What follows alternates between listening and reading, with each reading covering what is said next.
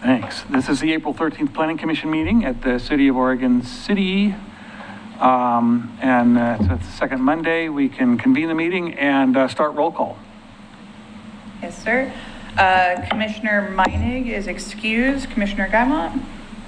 Present. Commissioner Henderson? Present. Commissioner LaSalle? Present. Commissioner Laws online? Chair. Vice Chair Dole? Present. Chair SB? Here.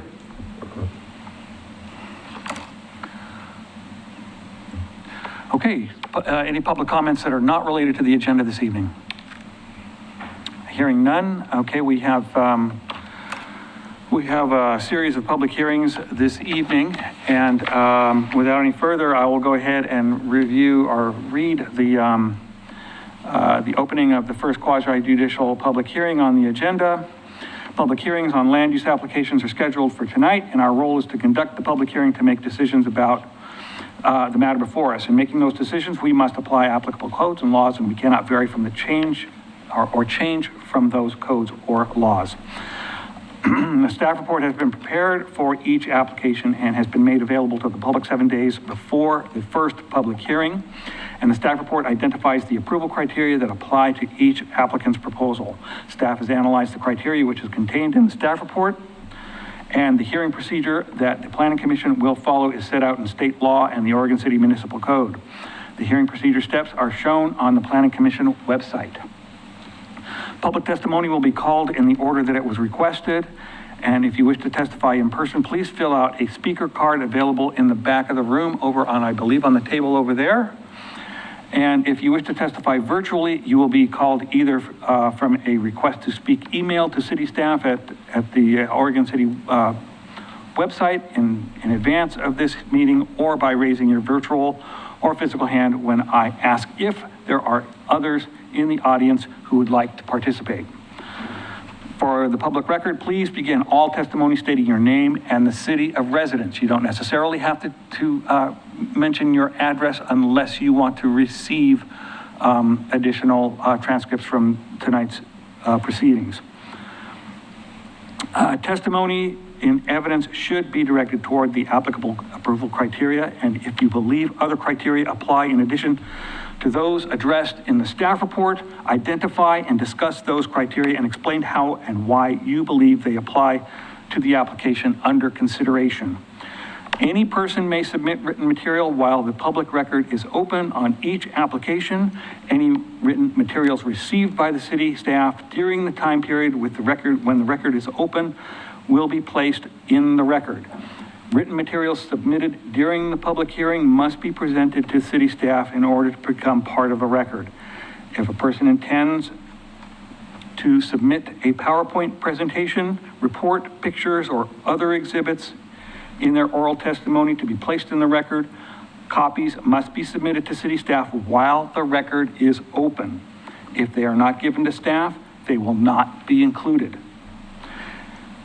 Any person wishing a continuance to present additional evidence and testimony, or to keep the record open to respond to new evidence, must make that request before the public testimony portion, before the initial hearing is closed.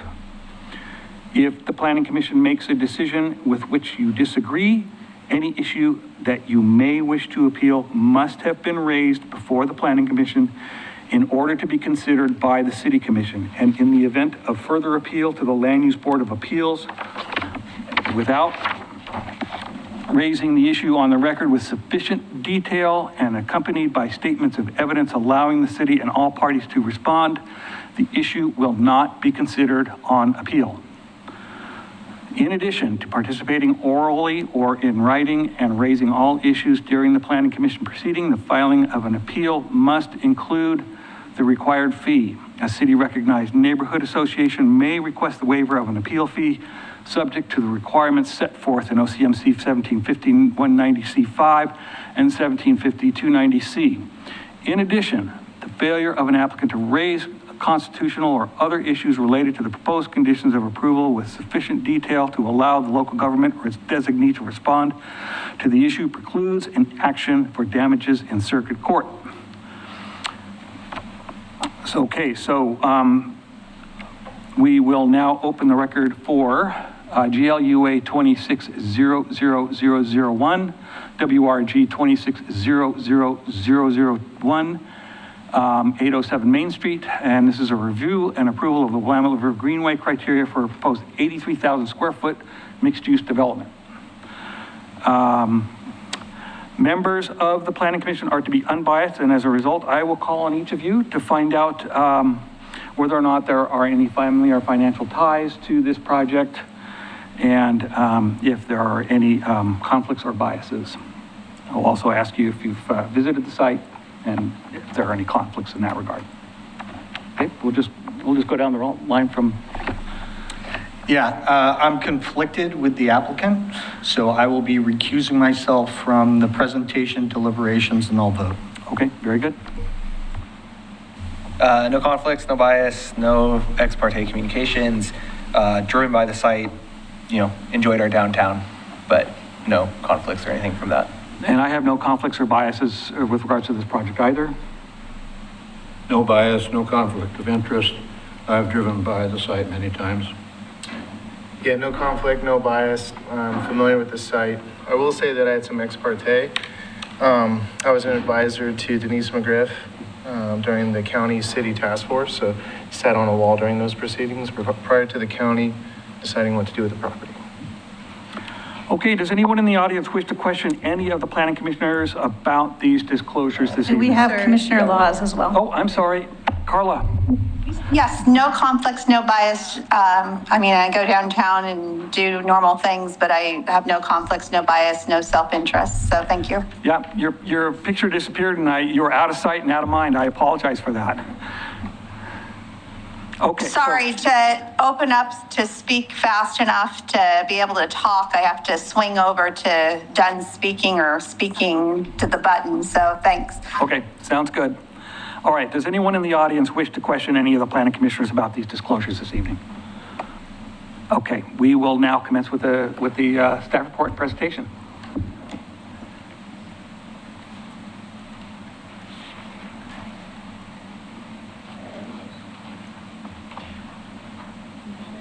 That's okay.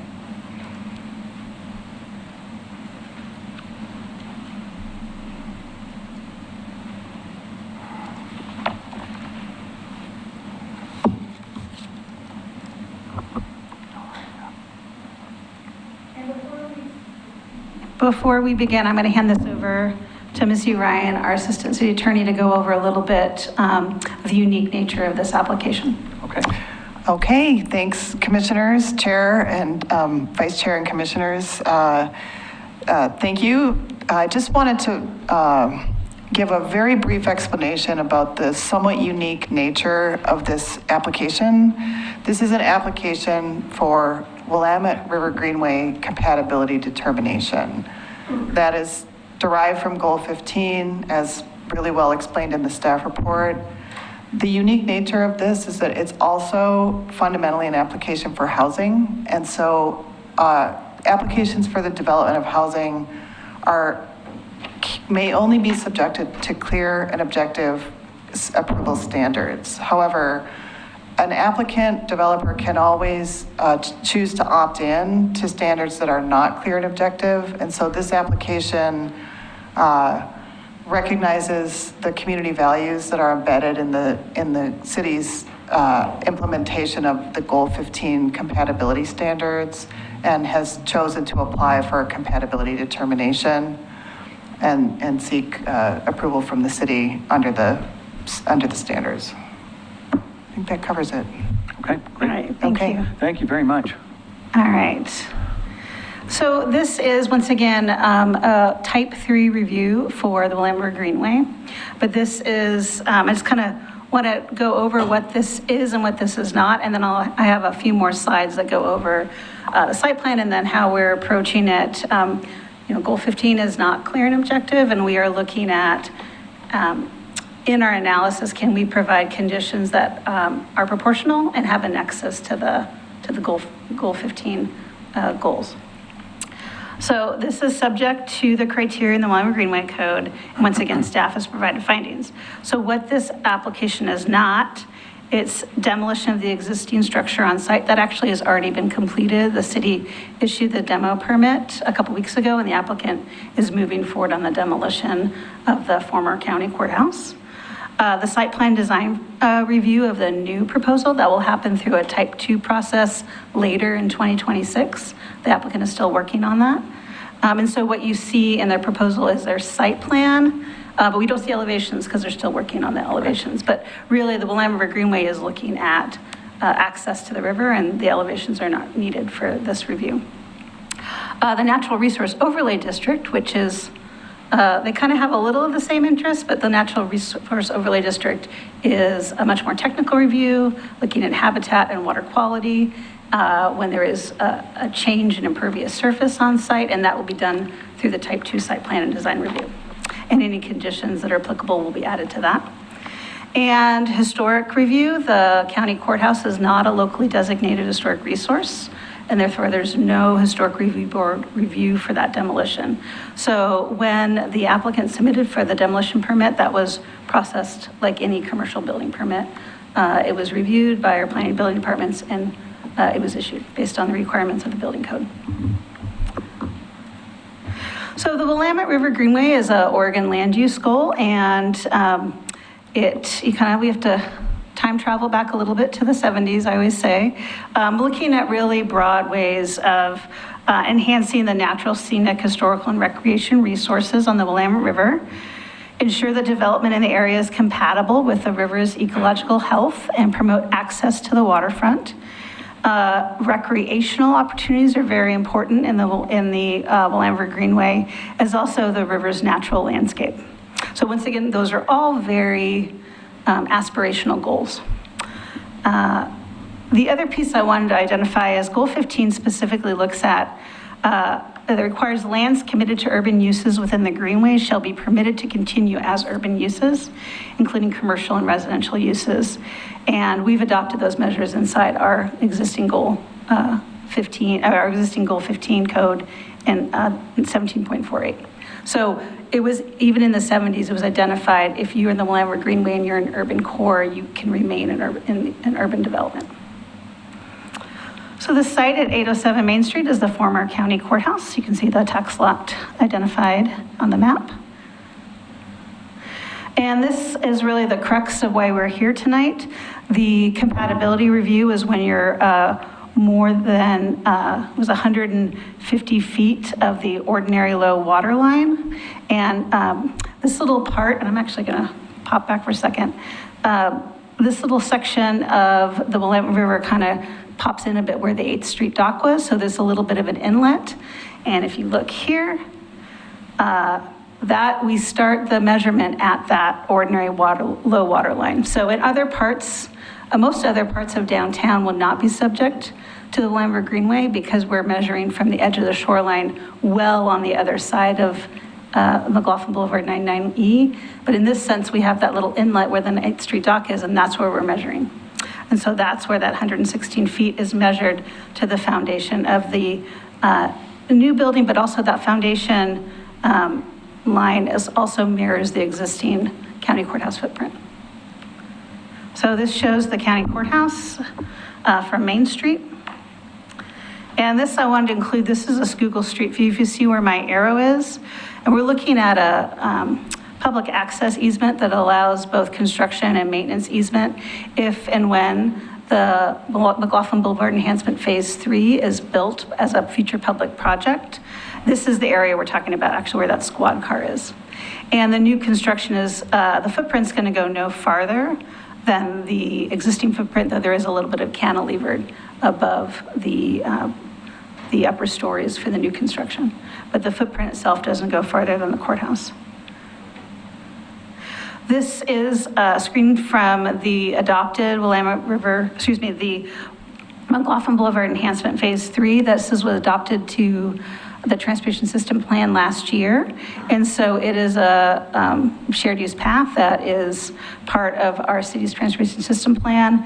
And therefore, when applications like this come in, we want to make sure that there is adequate easement area, both for construction and maintenance, whenever a public project is built. So we asked the applicant, actually I'm going to go back, to bring in some of the data we had from our consultant with the McLaughlin Boulevard enhancement, and they integrated that data into this side view you're seeing. And so we wanted to make sure that there was enough space, and they provided that. So what you see on this side would be the version that had a ramp that went down to a future dock, and where you see in blue would be the underpass that would go underneath McLaughlin Boulevard 99E. And once again, that occurs, in right here, this area. So there would be an underpass ramp that would go underneath. And that's this kind of 3D space that's part of our easement. Okay, so what you see here is their proposed layout. In the dotted line is the existing courthouse foundation. And so the new proposal will be more abutting Main Street, but it will not go, the foundation will not go farther, though there will be a cantilevered in the upper floors. You'll notice it's a little bit skinnier, the new proposal, to the existing footprint. The area in between will be some outdoor area and stormwater planters. So I'm going to go to the next slide. Once again, I made sure that we had a slide that really looked at, is there enough space between the footprint of the building, including the cantilevers, and 99E. And even with the cantilevers, there was adequate space, because that, when we did the analysis, we were looking at the existing building, and this just pops a little bit more on the upper floors. So what you have in your packet tonight are really two conditions. One related to the pedestrian access along the river for construction and maintenance. That's a line. So that actually will be ensured, that will be implemented through the site plan design review. And as the Willamette River Greenway is looking at enhancing the shoreline, separate from any natural resource overlay district requirements, we wanted to make sure that the edge that you see right here was planted with native plantings, and all invasive species were removed. And so we have a metric condition that will be moved forward with the site plan design review, which will be separate from anything the natural resource overlay district will require. Because there's existing impervious surface, I don't know how much it will be an increase of that. So we wanted to make sure through the Willamette River Greenway that we were able to get that native planting at the shoreline and the invasive species removed. And so we have a 3,800 square foot. It's not the full area, but we have a proportional area which will be dedicated to native plantings. Because it's a very rocky outcropping, trees probably are not appropriate there, but we're looking at native plantings that are appropriate for the rocky outcropping. So tonight, you have the opportunity to adopt the proposal with the existing conditions, or approve the proposal with modified conditions and provide additional findings. Once again, as our Assistant City Attorney identified, the applicants submitted this because they felt that they could meet the Willamette River Greenway Code with their existing proposal. We agree. We think both conditions are proportional to the request and have a nexus, both the native landscaping and the access easement. So that's all I have right now, and I'm available for any questions. I'm going to go to Questions from the commissioners? I think you clarified it, Christina, so I appreciate it. But when we talk about public access, we're talking about access for the future bridge to be constructed, Yeah. pathways down to the dock, not. What it not is, it's a construction easement access. We're saying that if a public project is built there, because you can already walk on McLaughlin Boulevard. There is access along McLaughlin Boulevard in both directions. This is a unique case. If you were on another lot where you actually had direct access to the shoreline, the city could potentially require the construction of a pathway. In this situation, we already have an adopted public access project, but we don't know when it's going to be built. So a couple questions on that. Yeah. Seems like if we're looking out for the public, we would want to secure that access point now, right? Because from my understanding, we've had issues with folks or individuals going down that pathway. Do you know, is there any intention on the type 2 review to secure that and make it, only accessible for maintenance? That is actually owned by ODOT, and so that would be their direction. This is not our control. And actually, there's kind of, they don't really front 99E because they don't really, there's like airspace between them and 99E. I think really that's an ODOT facility and ODOT maintenance, and any conversations with ODOT should be happen at kind of a city commission level of government to government outside of a land use process. Excuse me. And so in this situation, we're looking at how do we ensure that we have a legal public construction access easement and maintenance easement for if and when this public project is built. And how confident are we with, we don't have a design on the bridge. No, Right, and so- like most TSB projects, we go through multiple grant cycles to continue refinement. This is to ensure that if that happens, we already have this easement's already been acquired and recorded. So what degree of certainty do we know that the easement's adequate, though, for that future bridge? There is, and that's part of the analysis, is we downloaded Kittleson Associates, they put together the package, and I'm gonna go back to here. And that was the analysis, is there was identified the 25 feet of vertical was enough, was more than enough to ensure that the under ramp could be built. Okay, thank you. Does that easement also include, you said construction access, but is also future access when a pathway is put in to connect up? Because that's be a public project, so there's already public access. Got it. So I think the key thing we always will make sure is that their construction access usually involves a little bit of wiggle room on either side, right? Because you can't build things, you need a little bit of space. And then future maintenance, we need to make sure that there's airspace. So they couldn't build a random addition on, I guess, cantilevered if we needed that for access trucks or a boom arm that needed to get around, or any of those things that we were told we need to future maintain it. Got it. Thank you. Anybody else? Okay, close the public hearing, and is there? Oh, wait. Oh, I'm so we sorry. have the applicant here. Nope, we got to hear from the applicant, I'm sorry.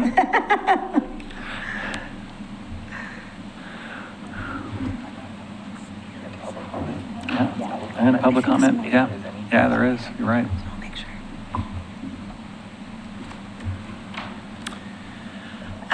Good evening, Commissioners. I'm Jennifer Jenkins with Level Development Northwest, representing Level OCC01 LLC, the applicant. Our project designer is sitting in the audience here, and if you have any questions for our designer, I'll bring him up as well. Christina, thank you for that overview. That was great. I just have a couple of quick things to add. Through the county's RFEI process, the goal was to identify a redevelopment partner who could help bring new housing, activity, and long-term vitality to this part of downtown while respecting the site's relationship to the river.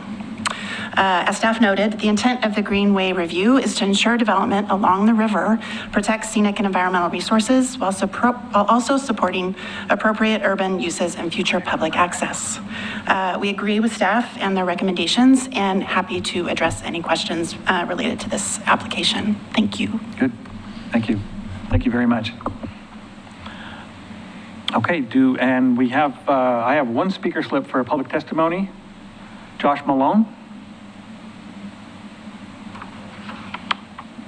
I have Josh Malone for this item that wishes to testify. Is he here? Well, that's very strange. Is there anybody else that would wish to testify on this item this evening? Hearing none, I will go ahead and close the public hearing. And is there anything that the commissioners would like to discuss regarding the project? Yes. This has nothing to do with planning, but my curiosity is piqued. It states that you'll be removing the Himalayan blackberries on the, I think, the west side there. How do you propose to do that since you can't use any insecticides near the river like that? Wow, I didn't think I was going to get a question like that. We will work with our landscape architect to make sure that everything is by code. And if those blackberries are invasive, which I understand they to be, we will make sure that the removal of those will be done by the books. Okay. Any other questions?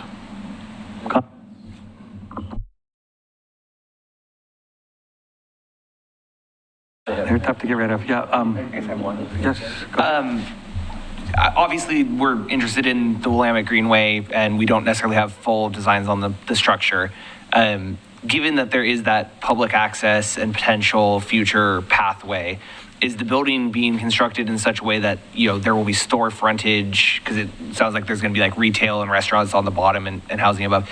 Is that taking into account that public space, that future public space that we all would like to see to put in at some point? Or is it more focused on the actual street frontage that the site has? Yeah, great question. Because of the slope of the site and because we are required to put parking in, parking actually fronts the north side of the project. We are really focusing the retail and the active space of the lobby along Main Street and Liberty Plaza, more specifically Liberty Plaza. And with the unknowns around the goals and the future project that's actually happening there, it's really hard to design something that you don't know is actually going to happen. So to answer your question, the retail is focused on Main Street. Got it, thank you. Okay, can I entertain a motion? I'll make a motion to approve GLU A 26-00001, WRG 26-0001, 807 Main Street. I'll second. Commissioner Laws? Roll. Aye. Commissioner Guymont? Aye. Commissioner LaSalle? Aye. Vice Chair Dole? Aye. Chair Espy? Aye.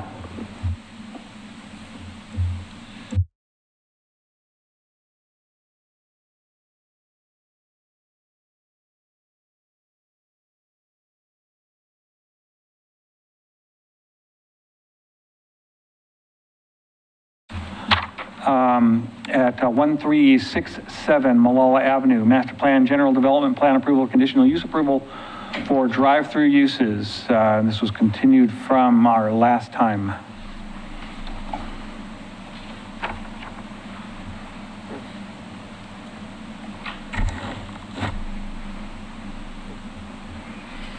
And I don't think we need to read the spiel again, right? This is Wouldn't a wanna- continued hearing, is that It's a correct, continued Chair? hearing, right, yeah. I'm going to say no. I hope I don't regret it. Maybe what you could do is read the raise it or waive it portion. Okay. Can't we just refer back to the one we already? Yeah, we just, okay. And ex parte, for every continued hearing, we have to ask for any more ex parte communications. Absolutely, yeah, that's fine. That's fine. So if the planning commission makes a decision for which you disagree, any issue that you may wish to appeal must have been raised before the planning commission in order to be considered by the city commission, and in the event of further appeal to the land use board of appeals without raising the issue on record with sufficient detail and accompanied by statements or evidence allowing the city and all parts to respond, the issue will not be considered on appeal. In addition to participating orally or in writing and raising any issues during the planning commission proceeding, the filing of an appeal must include the required fee. A city recognized neighborhood association may request a waiver of the appeal fee subject to the requirements set forth in the relevant code.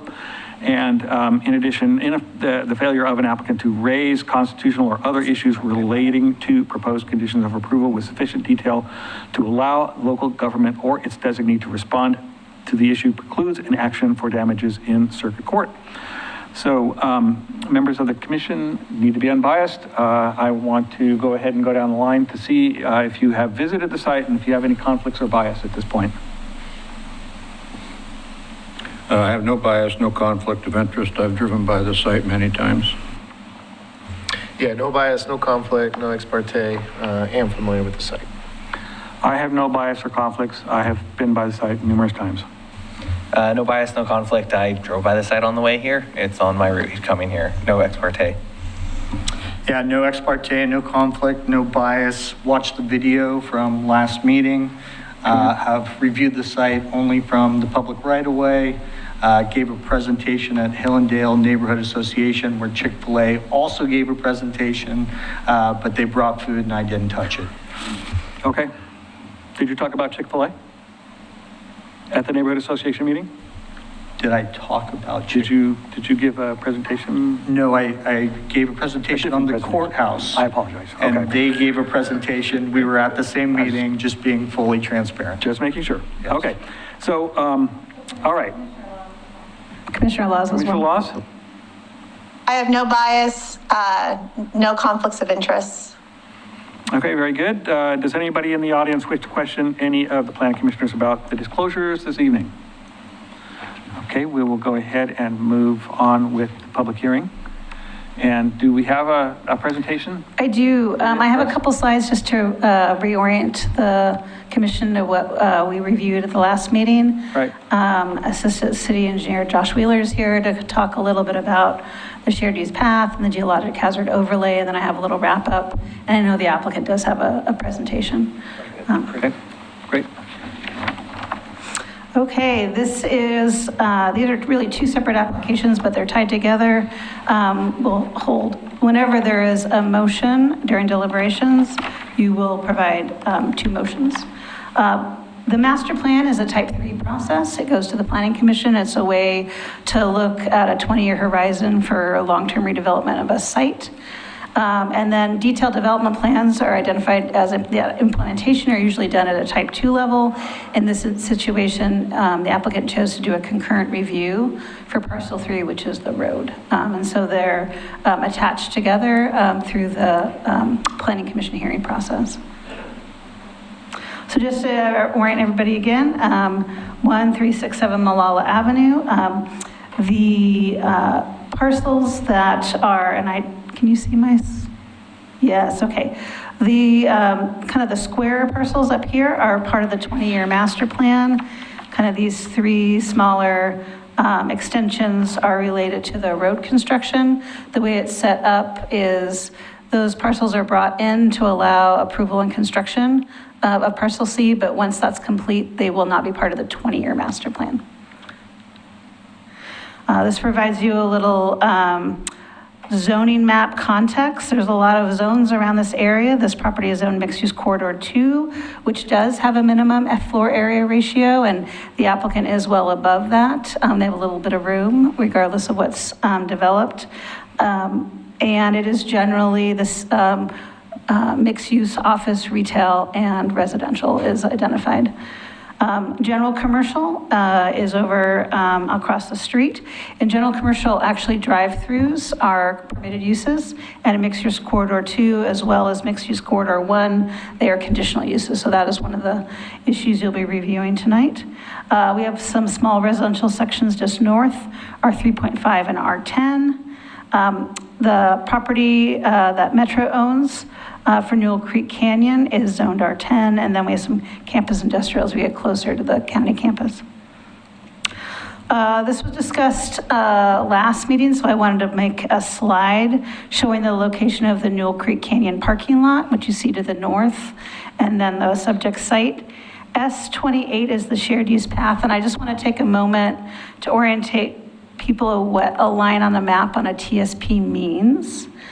It doesn't mean when you open up our transportation system plan maps and you see all of the proposed roads or shared use paths, the line on the map is not the final alignment. It is really a point A to point B line using best guess, like we think it's towards the back of the property, or we think it's close to the front of the property, or we want to connect these two streets, so it might have to go through the middle of the property. That is the level of analysis on purpose that a transportation system plan is looking at. We're trying to connect known points with these new shared use paths.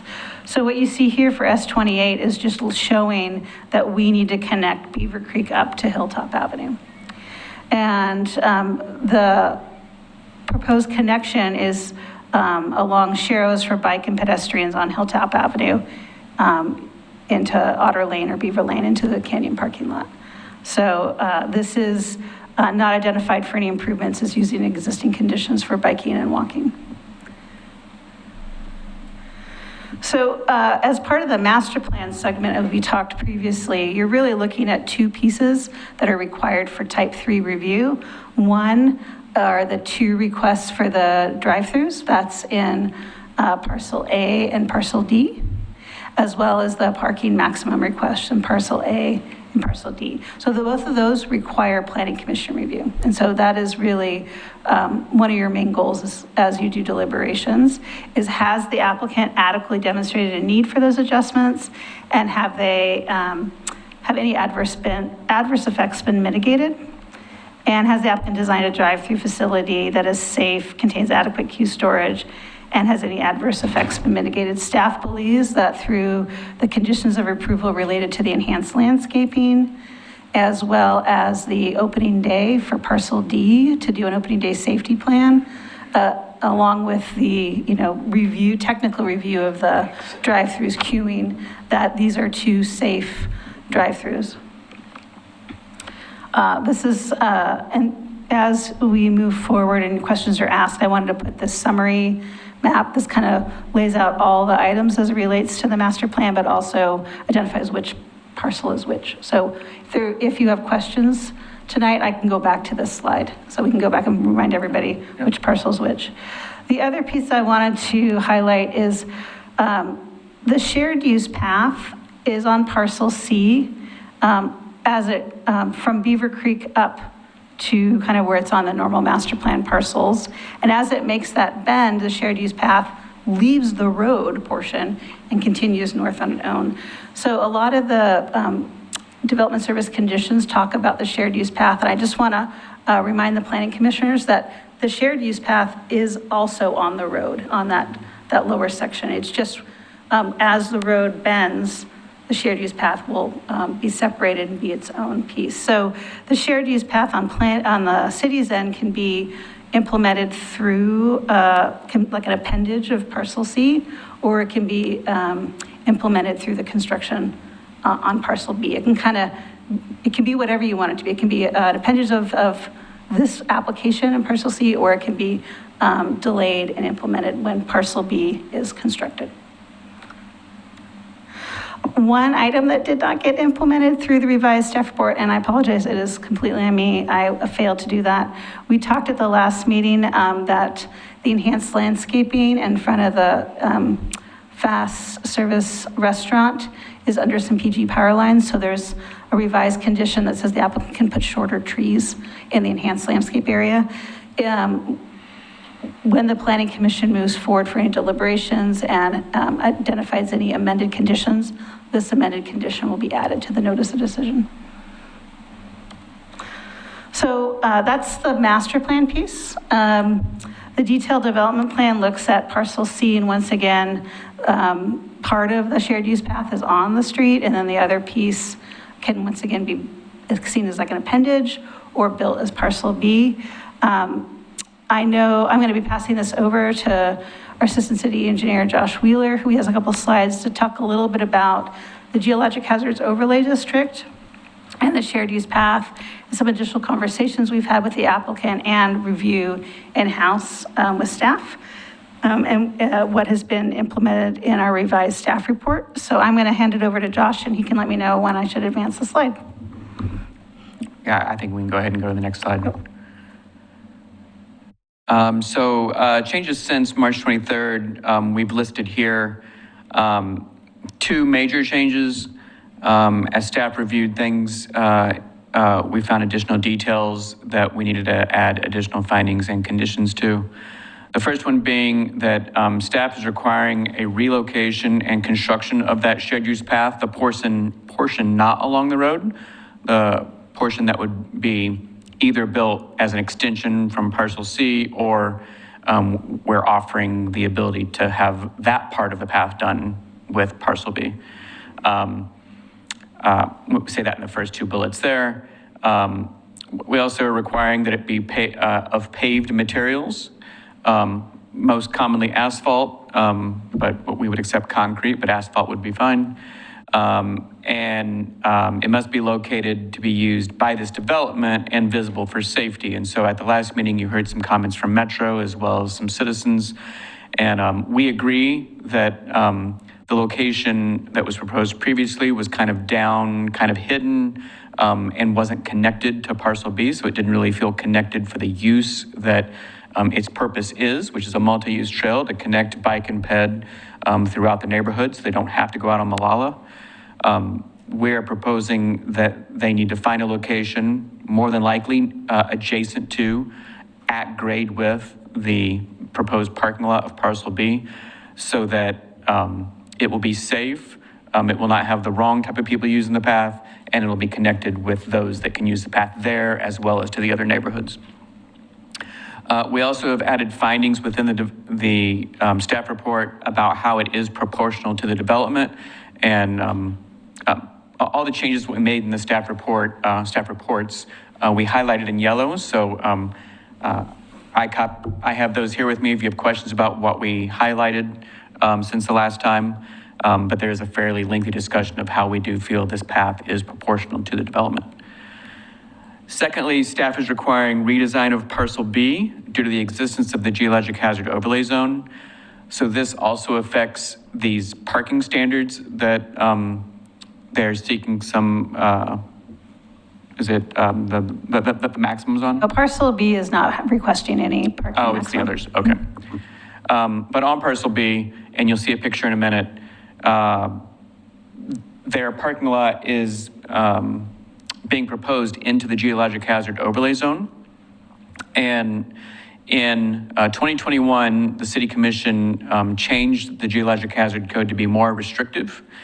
And what they did during that time was approved code that required any development within the geologic hazard overlay zone of these three categories. There's 4 categories. 3 of them are within steep slopes, 25% or greater, within a mapped landslide deposit, or within the buffer of that deposit.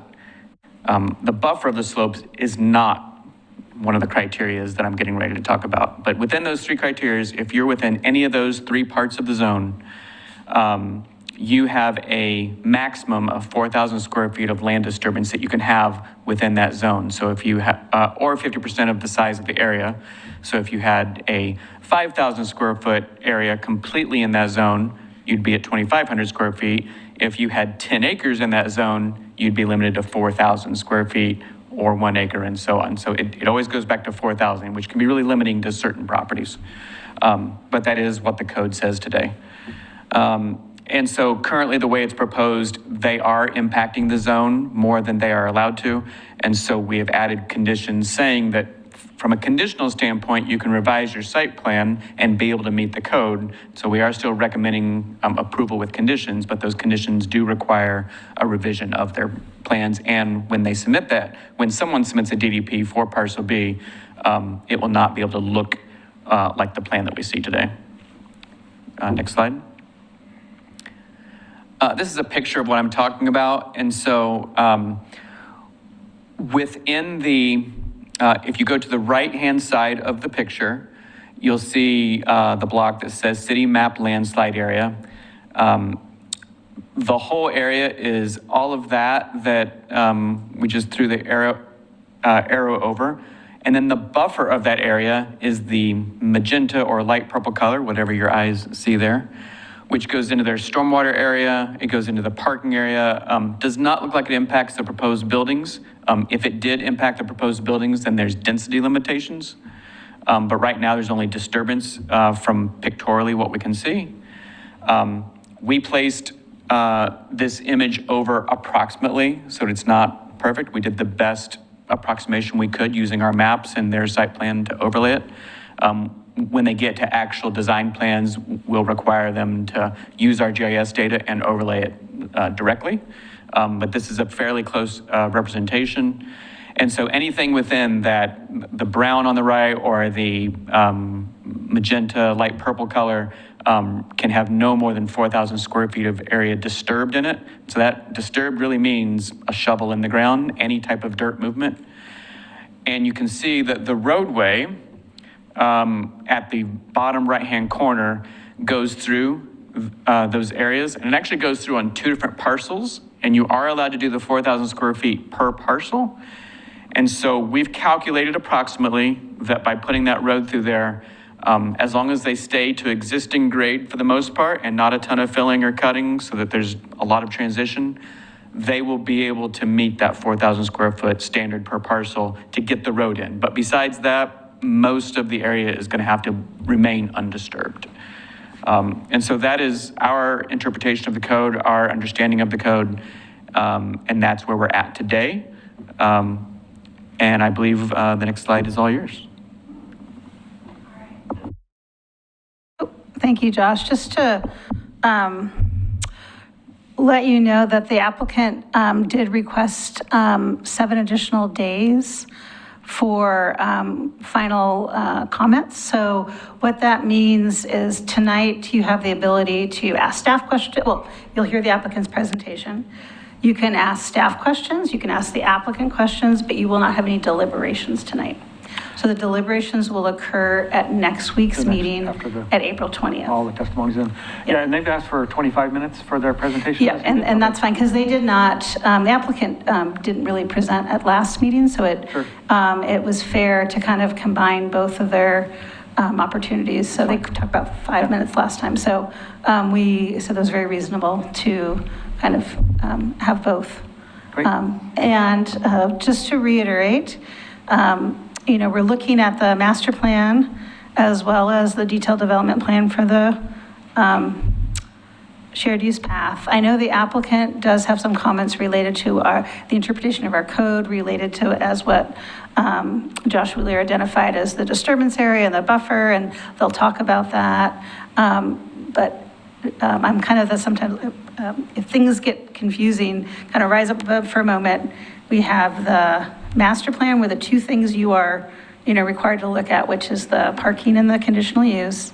And then listen to the applicant, listen to staff's presentation about the geologic hazard and the recommendation of how to address the shared use path as you move forward for any deliberations at next week's meeting.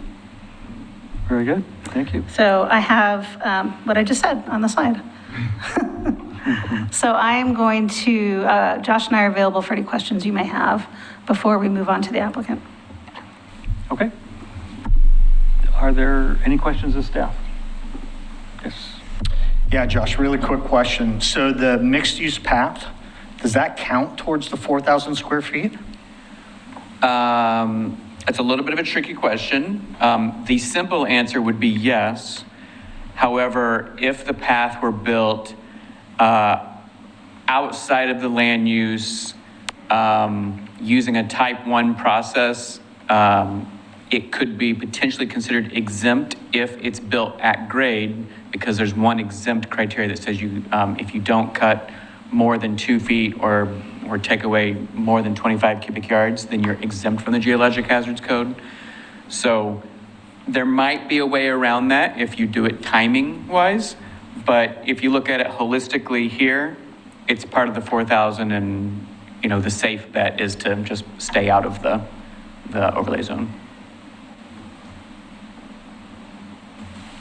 Is that overlay zone something that could be waived? I mean, I know it exists for a purpose, but is that something where the applicant, if they feel strongly about this, could apply for a variance or a waiver, or is that set in stone by some other law? Yeah, that's a good question. So staff has considered that question, and we had discussions about that question with the applicant, and the applicant will likely bring up their position on that, but the city's position on that question is that there is no variance in the current code for geologic hazards, and what the code says is what it has to be. Got it. Thank you. And if you have additional questions about that later, once you hear more testimony, I can give clarification on that. I'm sure. Thank you. Thanks. Kind of piggybacking a little bit, Josh, thank you for your presentation tonight. With the significance, the significant revision that would be required, why would we not ask the applicant to do that now at the master plan level? I'm going to look to Missy and Christine on this, but there's a little bit of a timing issue. we caught this a little later than we normally catch these things.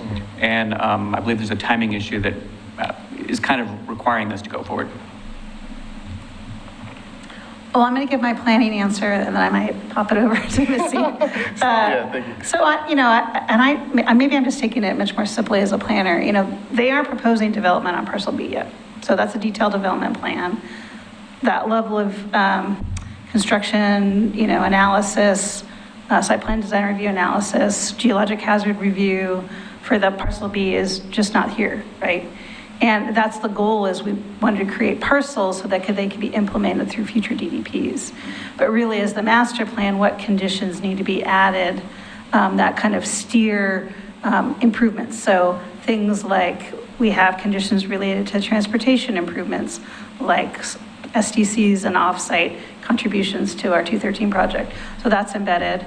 We looked at our water, sewer, storm, existing, they can build within, on site with we didn't have to upgrade a sewer line down the road. So we looked at that kind of larger analysis, bigger picture, but each parcel will come in for their own detailed development plan based on natural resource overlay district or geologic hazards, and that analysis will be done. I think the key is that you have this shared use path that looked simpler, and now it is not as simple. And so we're trying to find a way to either address it through this Parcel C DDP or through a future redesign of Parcel B, or future design of Parcel B.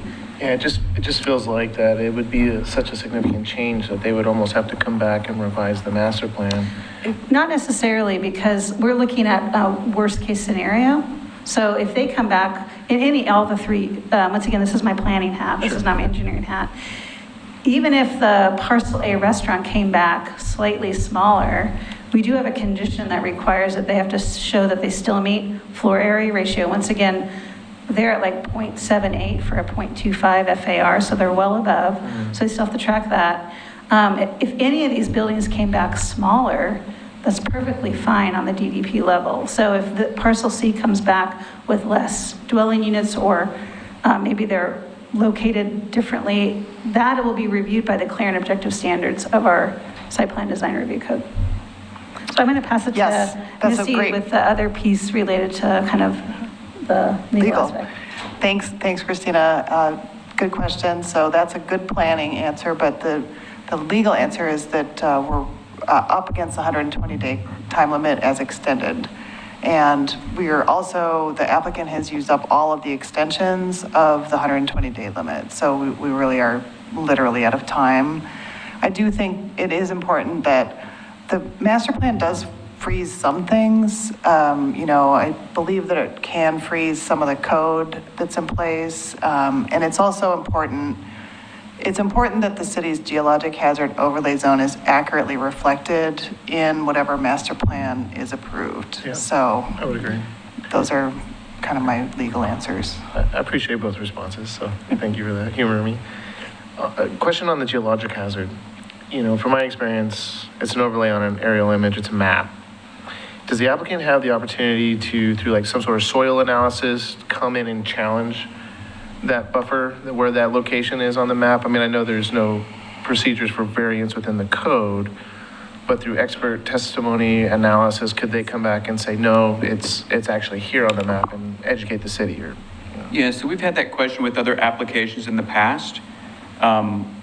What we have allowed as a practice is on slopes, because our slopes are based on LiDAR data, which comes from the satellites, which is approximate. And so if you're at 26%, okay, you barely hit the threshold, and you can prove with an on-the-ground survey that it's less than 25, we accept those with no question. Okay. With respect to landslide deposits, which is where their main issue is, those we don't have any flexibility, because there's many, many maps out there that show where these are, and then there's others that prove again that they're there. There might be a slightly different shape, barely, but there's just not a lot of evidence to say that those don't exist, and they're mapped by the state. The state holds them as what we're supposed to follow. Thank you, Josh. Are there any code provisions for impervious surfaces as opposed to doing asphalt for that pathway?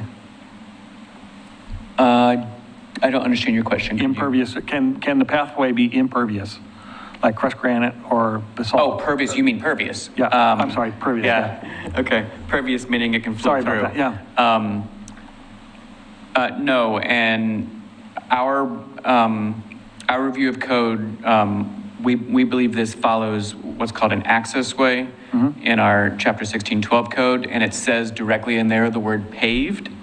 And so paved would mean impervious.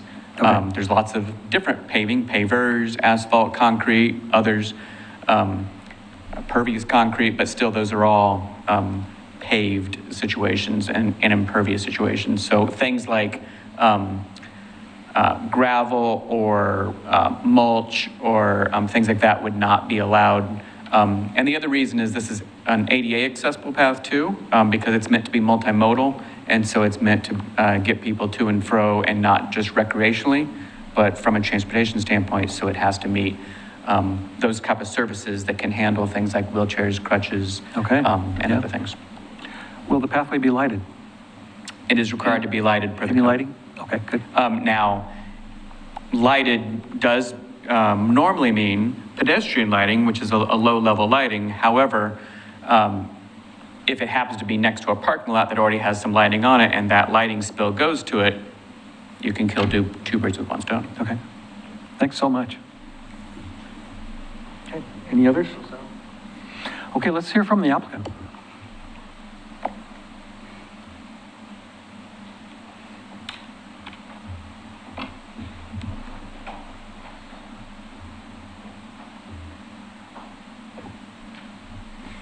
Is that on? It is. Okay. For the record, good evening, Mr. Chair, members of the Planning Commission. Greg Hathaway, representing the applicant. I'm an attorney with the law firm of Hathaway Larson. Our address is 1125 Northwest Coote Street in Portland, 97209.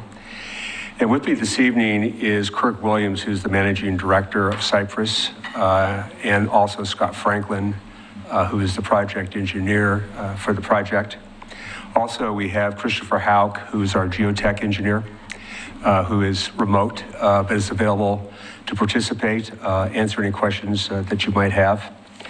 I'm going to make some preliminary remarks, and then I'm going to ask Mr. Franklin to talk to you about what we believe to be the two key issues in your hearing tonight, dealing with the shared path, as well as the geotech issue and Parcel B development. So Scott will be able to provide graphics describing those issues, what we see as problems, but also solutions that we think are available to your commission to help solve these problems. I think it's important, though, to go back and look at a little history of how we got here tonight, because we came to your planning commission, I guess 3 weeks ago, on March 23rd, with the full intent to accept this staff recommendation and all the conditions of approval. And the reason why we supported the staff report that you had in your hands before the hearing started on March 23rd was because Cypress and Cypress project team, myself, Mr. Franklin, Mr. Williams, who's going to testify tonight on behalf of the applicant, spent a year working with the staff to make sure that this proposed development satisfied all of the city's requirements. And during that year's process, the staff asked the applicant to make a number of changes to his development plan because staff felt that those changes need to be made to properly address the city's requirements. And Cypress accommodated those. We disagreed, but we agreed to implement those changes recommended by staff.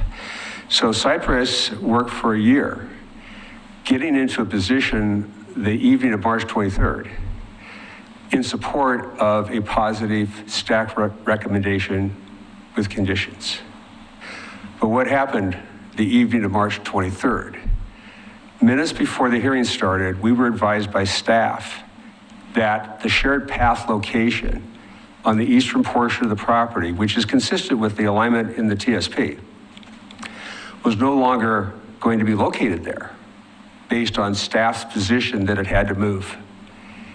And it had to move in a way that, from our perspective, could significantly adversely affect the proposed development. And that's why we asked for the continuance, because we weren't prepared for it. Again, we were prepared to tell you to adopt the staff report and all the conditions of approval. So we were not expecting that. So that's what I refer to as the shared path issue. But it gets worse. Literally the next day, on March 24th, Josh Wheeler, your assistant city engineer, sent the Cypress team a letter advising that we could not proceed with the proposed development that we had negotiated with the staff for a year. We could not do that anymore because staff now had an interpretation of its code that said that we couldn't develop in this geological hazard overlay area. Literally a day after the hearing where the staff had previously recommended approval and development in this area based upon the applicant's geological report. So talk about blindside, and Mr. Williams will talk about that. And I respect your staff, by the way. There's no doubt or question. I've known these people for a while. And I appreciate Mr. Wheeler being very honest with us. They didn't catch it. And during a conference call with Mr. Wheeler, I said, did you review our proposal in this development, the geohazard area, the overlay? Did you review that before the staff wrote its report and recommended approval with conditions? The answer, I did not, as the assistant city engineer, and our city geotech engineer never reviewed this.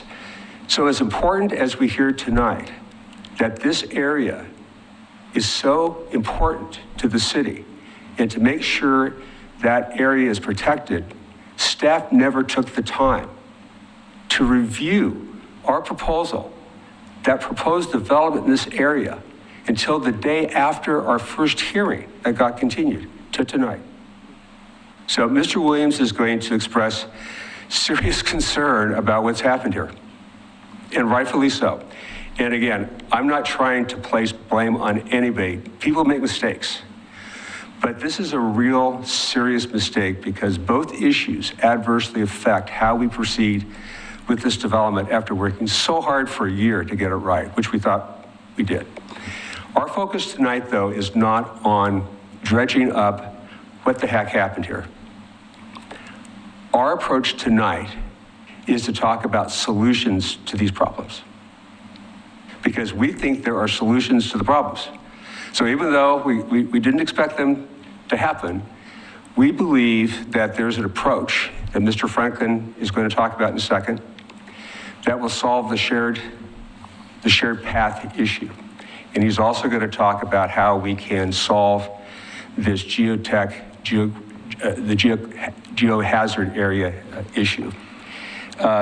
So I want to talk about the shared path first before I introduce Mr. Franklin to talk about it. We believe, Mr. Franklin will describe how we believe that we can move the shared path from where it was originally proposed so that it could be done, but it wouldn't adversely affect the development. And again, Mr. Franklin will talk about that in just a second.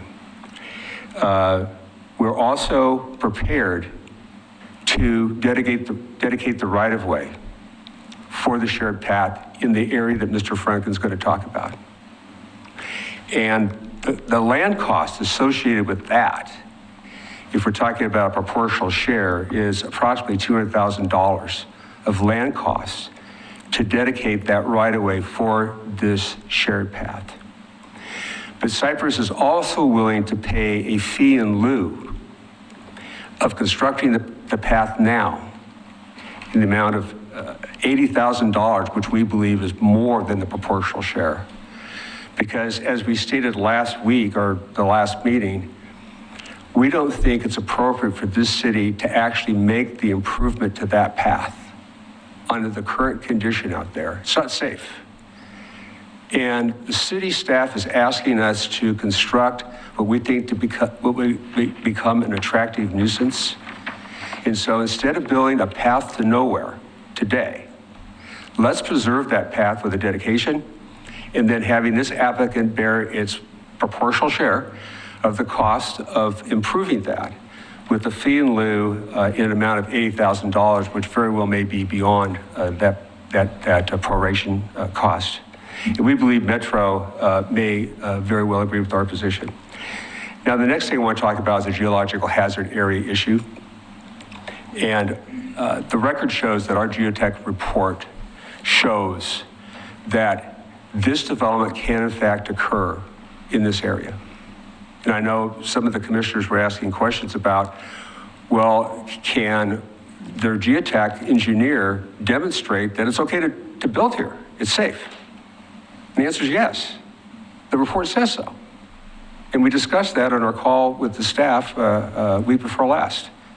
And our geotech was on there, and he explained to the staff, as apparently the staff believed at one time because they recommended approval, that it's safe to build here based upon the scientific analysis that's been done by our geotech. And I don't want to misquote the city's geotech engineer who was on the call, but I believe the city's geotech engineer, I don't think he's here, but I think if you ask him the question, he'd say, yeah, it's okay. You can build here. You actually can. In fact, I think Mr. Franklin's going to indicate that by building in this area, we're going to provide improvements that actually make it safer because we're going to control the water in this area, which could cause landslides. So the question is, how does this planning commission get to a place to allow these engineering reports to support development in this particular area? And that is a provision in your code. And it's 44060L. And we believe this provision is unambiguous. It gives this city the discretion to, in fact, review a geotech report and reach a conclusion that it would be safe to develop on this property. I'm going to read L to you because this is a very critical section. The review authority shall determine whether the proposed methods of rendering a known or potential hazard site safe for construction, including proposed geotechnical remediation methods, are feasible and adequate to prevent landslides or damage to property and safety. The review authority should consult with the city's geotech engineer in making this determination. Costs for such consultation should be paid by the applicant. The review authority may allow development. This is important.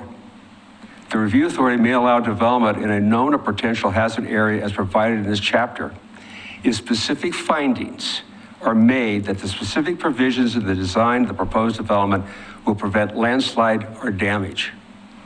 The review authority may impose any conditions, including limits on type of intensity or of land use, which it determines are necessary to ensure that the landslides and property damage will not occur. This is the vehicle that your commission was just talking about a few minutes ago. So it's not a question of whether it's scientifically or engineering-wise shouldn't happen. I think all the experts are going to say it's okay to do. The only thing holding back the city, since they raised it a day after the first hearing, is to help us agree that this provision allows that opportunity. And let me tell you what's so important about this. It allows the city absolute discretion to determine whether or not you should do it or not. The applicant doesn't unilaterally to make that call. Based on this provision, the city staff, you have the sole discretion to determine whether this should happen, but it's got to be based upon engineering expertise. And I think we have that in this case. And Mr. Halk will be able to talk about that if you have any questions. It also allows the city to impose conditions if that's necessary. But I think what's most important, it achieves the legislative intent behind protecting the public health and safety and still allowing development to allow much needed housing in Oregon City. So there's an opportunity here, if the city wishes to interpret its own code, to do what I think is unambiguous, that you have the right to allow this development to occur if the city agrees that scientifically and engineering-wise, it's appropriate. So we're focused on solutions tonight, not to focus on how this happened, but we want to solve the problems together and allow us to go forward with this development. So with that, I'll turn that to Mr. Franklin. Good evening. My name is Scott Franklin with Langen Engineering. Our offices are in Clackamas, Oregon, 10135 Southeast Sunnyside Road. And I will try not to duplicate some of what Greg just talked about, but you can interrupt me if I get too deep in that. What you see on the screen right now is an overlay of the GIS mapping that Josh mentioned, and that mapping is what the city has based this interpretation on. And the red lines that you're going to see in the next exhibit, I wanted to show this so you could see how that was placed on there, and it actually fits very, very well on the site within the GIS mapping. Can we jump to the next slide real quick? So the reason for the previous slide is to justify the location of the mapped landslide area, which is the east red line, and then the buffer is the dashed red line about 200 feet west of there.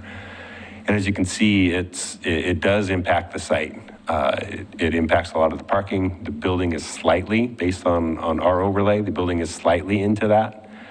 But what I want to talk about first is the location of the pathway.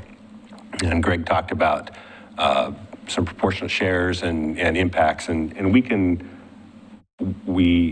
take issue with some of the nexus that was presented in the staff report, and we'd be happy to talk about that if that's a concern with folks. But the location of this pathway is based on our analysis of a number of different possible solutions for a pathway. One suggested by staff early on was putting it right above, and this is before the March 24th letter, putting it right above the retaining wall and then coming up off the public street and going into the site and then ramping down to the northeast corner. That poses some issues relative to ADA. There's another opportunity to route it through the site west of the storm ponds and then head over to the east. That helps with the ADA on the southeast corner, but doesn't solve ADA on the north side. So this route is one that addresses the ADA. It routes it around the proposed development. It does have to tie in through the buffer area just by virtue of the fact that the buffer extends across the entire east side of the property. And the applicant, Cypress, is willing to look at the proportionate share of that, and Greg mentioned 80,000. How we got to that number is that pathway area right there is about 6,200 square feet. And using the city's numbers that they talk about in the staff report, that's $62,000. A typical bond for that would be about 125%. So that's where the $80,000 comes in. And that's a solution that can work for Cypress, and they'd be willing to do that. The next issue is obviously the big issue on the site. Let me go to the next slide, please. So again, this is the GIS printout of the mapped area. And the key thing to note here is that the landslide is actually below the top of bank. And I don't think there's a dispute to that. It's what the city is concerned about for all of this. And again, this goes back to where we would position the setback lines. Next slide.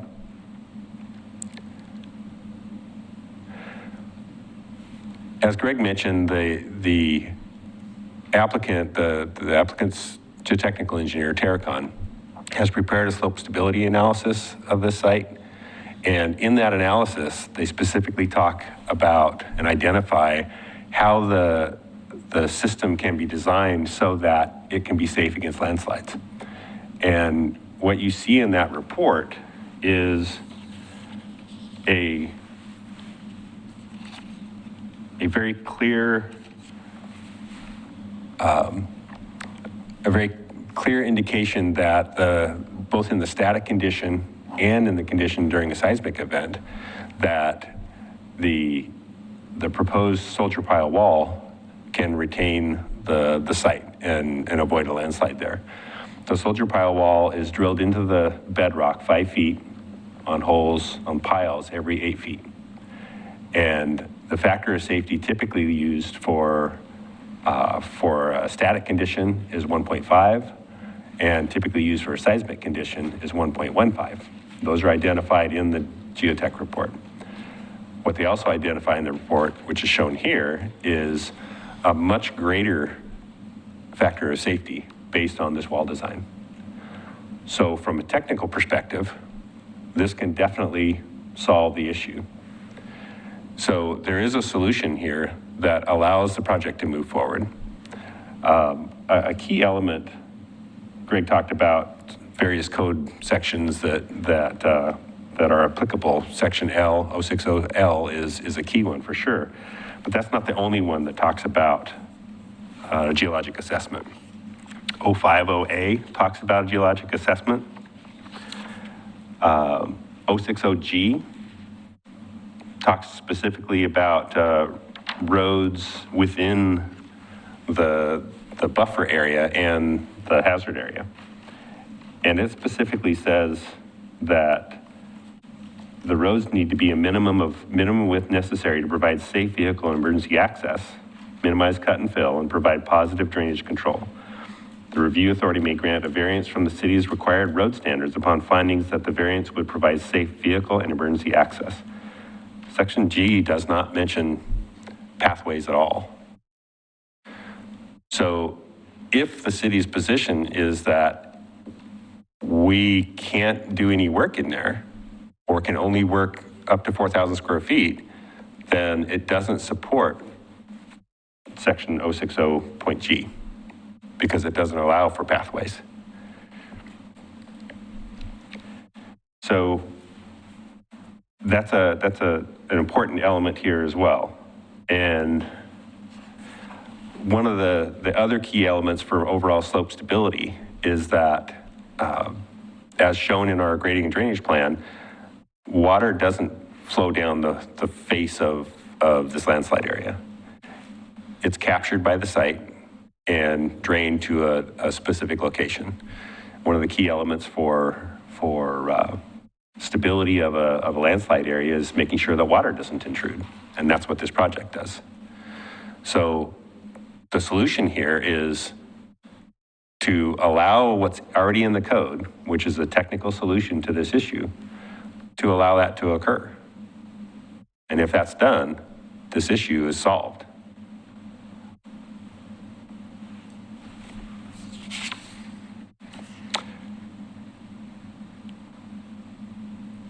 One of the things that staff has brought up to us about Section L is that it really relates to more of a means and methods or a construction element or construction approach, and not necessarily an approach to design or a solution that would solve this issue. The reality is that the language of Section L specifically mentions that the geotech report makes specific provisions in the design of the proposed development to prevent landslides. That's exactly what Terracon recommends in their report. So there is a solution for this. Thanks, Scott. We have a little over 2 minutes. I'd like to have Mr. Williams come up and testify, and with the permission of the chair, I don't believe we're going to need 5 minutes for any rebuttal. So if we do go over, we will waive any rebuttal. But I'd like to introduce Mr. Williams. That's fine. Thank you, Commissioners. My name's Kirk Williams. I live at 3012 Rosedale, Dallas, Texas. I'll try to let my accent not affect my communication. But thank you for having me here tonight. As I mentioned, I am the applicant. I'd initially planned an entirely different opening statement than when I was here 3 weeks ago. At that hearing, I was excited to share with you a proposal that we would bring to the city of demanded uses, retail demanded uses, housing demanded uses for a site that is set fallow, that is set vacant and abandoned for far too long. I was going to both unpack our development and applaud the city staff, particularly Christina, who's worked tirelessly with us for the last year. And I was proud to come to the forward and talk about that with you. But this development is supported and is supported now by the surrounding neighbors, by the adjacent property owners, the neighborhood, Metro, our civil and our geotechnical engineers, our capital partners who have spent hundreds of thousands of dollars, and the market, because we have the pad users here tonight that are looking to develop, and they've come in on their own. All of these people are present here tonight. However, as previously discussed, city staff introduced new information to us, ill-timed and devastating to our project. This was the new information that we got 30 minutes before the hearing 3 weeks ago was devastating, and that was the shared use path. We've worked through that issue. We put that aside. The more disturbing was the fact that we received damaging, completely disruptive information with regards to how the city was interpreting the geohazard. We knew it was a geohazard, but we were working with code, and the fact that we've been working over 1 year with city staff, and that had not been brought up until the day after our hearing 3 weeks ago, led us to believe that this is the right path in the interpretation of the code. But I'm saying, if it's so important to them now, how come it wasn't important to them a year ago at our pre-app? How come it wasn't important to them when they were reviewing our application between July and December of last year? How come it wasn't important to the Director of Public Works when I came here to meet with her to discuss the shared use path and the ADA connection in the geohazard zone? How come it wasn't important to her then to bring that up? And that was in February. And how come it wasn't in the staff report that you gentlemen received and lady received 3 weeks ago? As Greg Hathaway explained, we have solutions here. We do, but I gotta say, over 42 years of being in this business and countless hearings, I've never had this kind of information, this kind of devastating information that has shown up the day after our hearing was scheduled. As developers, we understand there's entitlement risk. We get it. I understand that. That's part of the risk, but not information that we cannot endure this information coming in like it has. So late in the game. Greg gave you the legal argument. Scott gave you the technical argument. I'm going to tell you the capital argument, both tangible and intangible. We have spent hundreds of thousands. It's not a cheap process to get to this level on the DDP and the GDP. We spent hundreds of thousands of dollars. We've got legal commitments with the pad users. This kind of information cripples us in this regard, but there's a solution.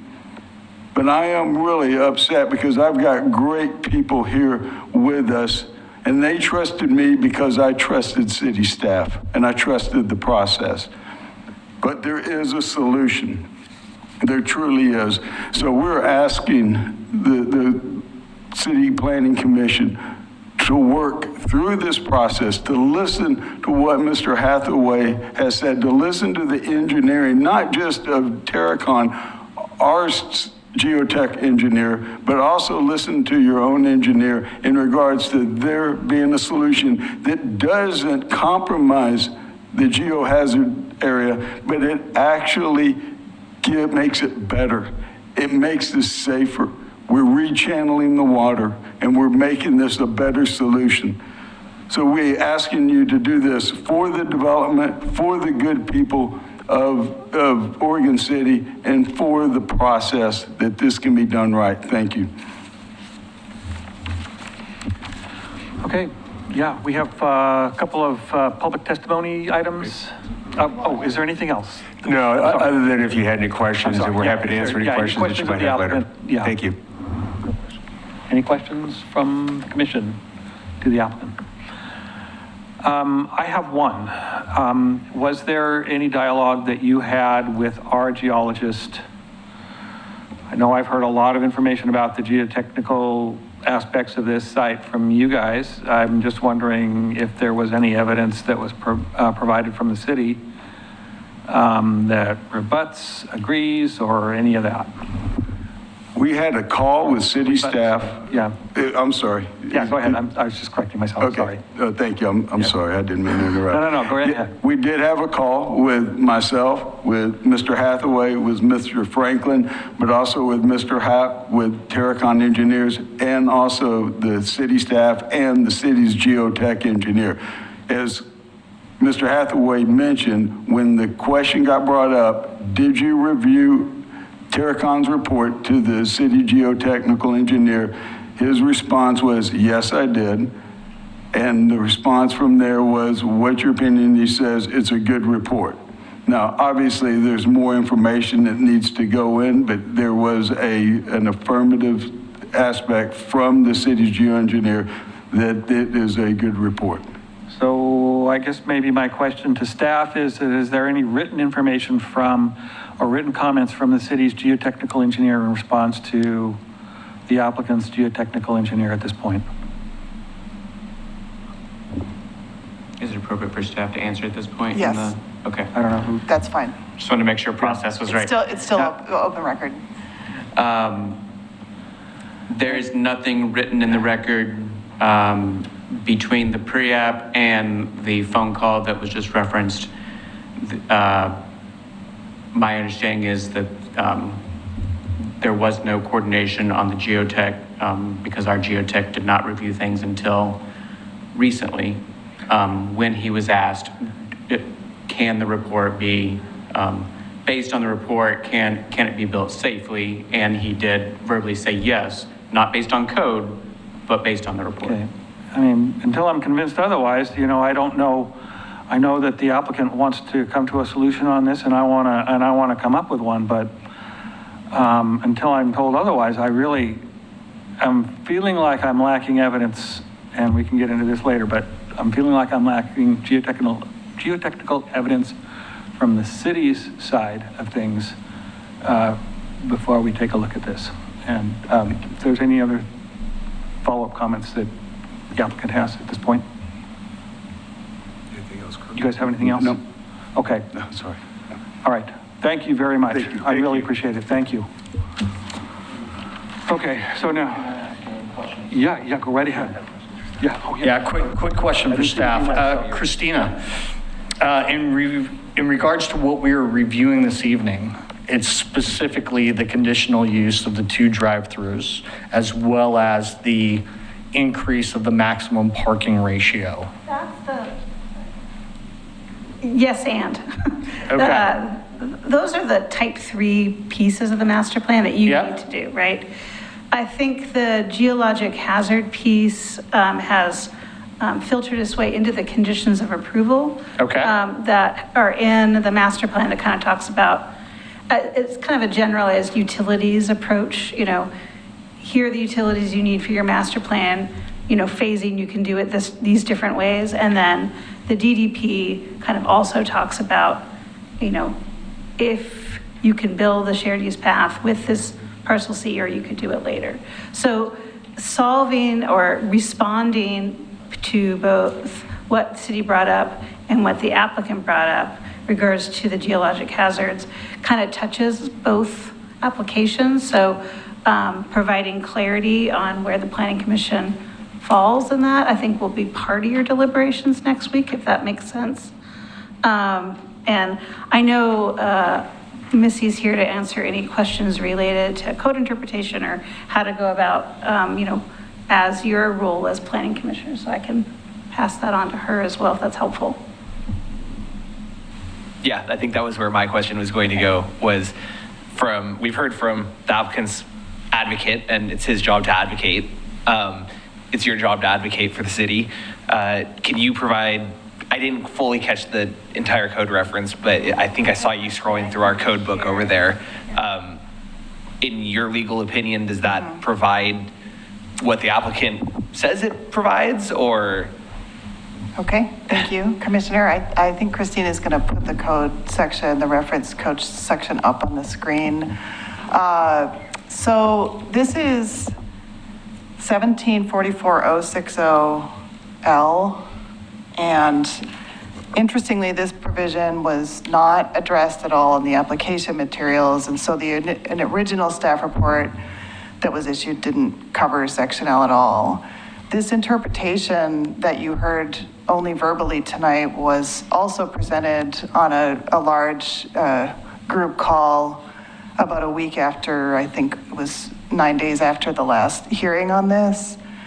It's difficult in many ways to address an interpretation of code. This is a complicated code section up here, L, to address a proposed interpretation of code that is never set out in writing. And so staff was really challenged with understanding what the applicant's interpretation is, was only verbally, never to this point yet has their interpretation been put in writing. But the staff report, the DDP staff report, does include a fairly comprehensive interpretation of subsection L at page 76 of the DDP staff report, and that's for Parcel C. Essentially, city staff considered the proposed verbal interpretation, the interpretation that was proposed only verbally.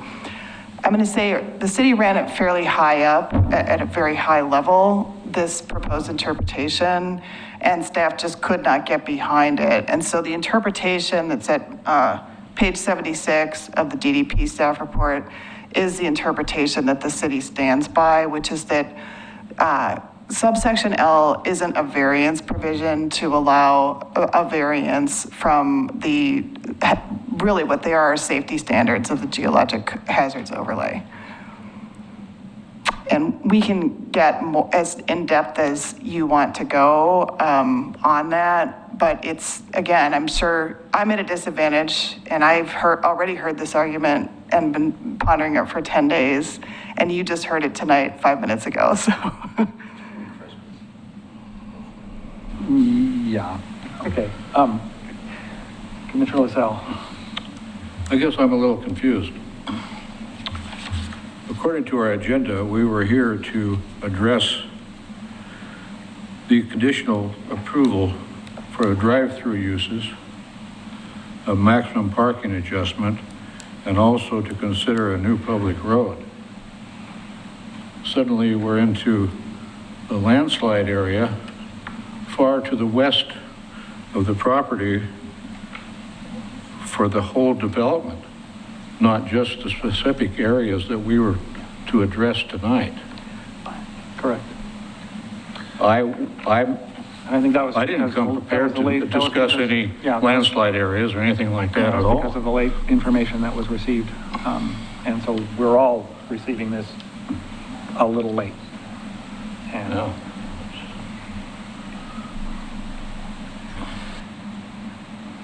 So back to the interpretational question, if you want to, sort of talk about our understanding of the applicant's interpretation, which is that subsection L does essentially include an additional safety valve or release valve for varying from the standards if there's a geotechnical report that provides some safety assurances.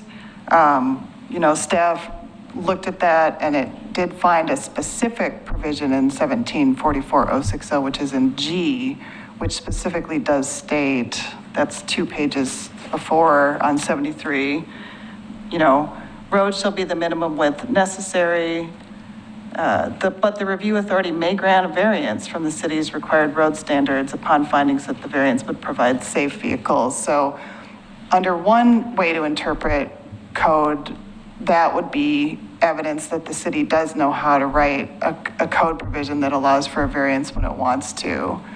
That's not to say that that's the only way to write a code provision for a variance, though. So, definitely willing during deliberations to help to help the planning commission understand these two competing interpretations. Okay, I appreciate that answer. That was very comprehensive. So given that there's a possible need to a code amendment that could be addressed with the city commission, I assume, to change the code? Before this application has to be decided on, no. But the application that we have to decide on isn't the final design of the building and such. We're interested in the parking and the drive-throughs. So we could decide on that, it sounds like, and the master plan and the shared use path and that sort of thing. And the applicant could then take this up with the city commission, who actually has the power to change this code, whereas it sounds like we don't. Or do I have that wrong? So I think maybe, Commissioner, what you're suggesting is that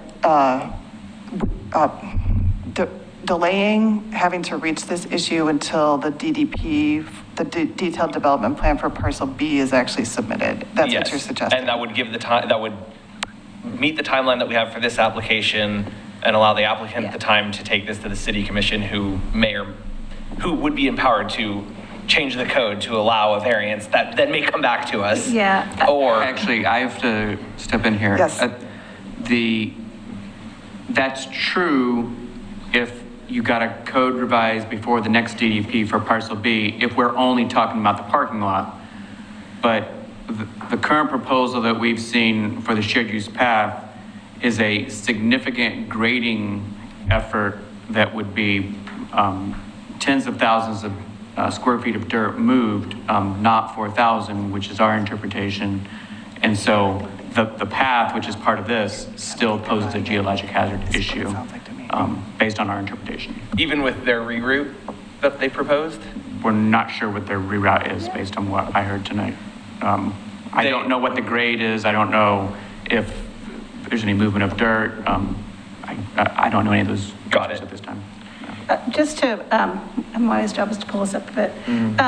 So right now, the planning's recommendation is kind of doing what you are saying, which is further analysis of the road, or the shared use path can be done in Parcel B during a future DDP. So think of it as, if you agree with staff's recommendation, that is what's happening. And any findings you make related to the parking amendment and the conditional use for the driveways. What the applicant is saying really is, this has too much, provides not enough clarity for us, because it kicks the can down the road for us to understand what is going on with Parcel B. And so the applicant actually wants clarity in this master plan, and they don't want to wait. Like, we have conditions that will allow them to do that, but they don't want to wait because that's too much uncertainty for them. So I think that's just the difference, right? We are saying, that's fine, there's, a lot more work that needs to be done. You don't have to build this part now, it can be done later.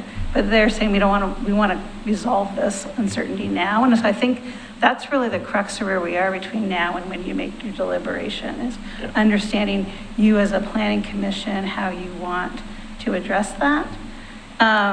The next steps is a notice decision will be given, and then the applicant, if they choose, can go to the city commission on appeal for a final city decision if they don't get the clarity that they request at this planning commission level. So that is really, would be the next step. Yeah, for me, I think it's, okay, so if they want clarity now, I have to respond by saying I don't have enough evidence to really make a decision based on what we have today.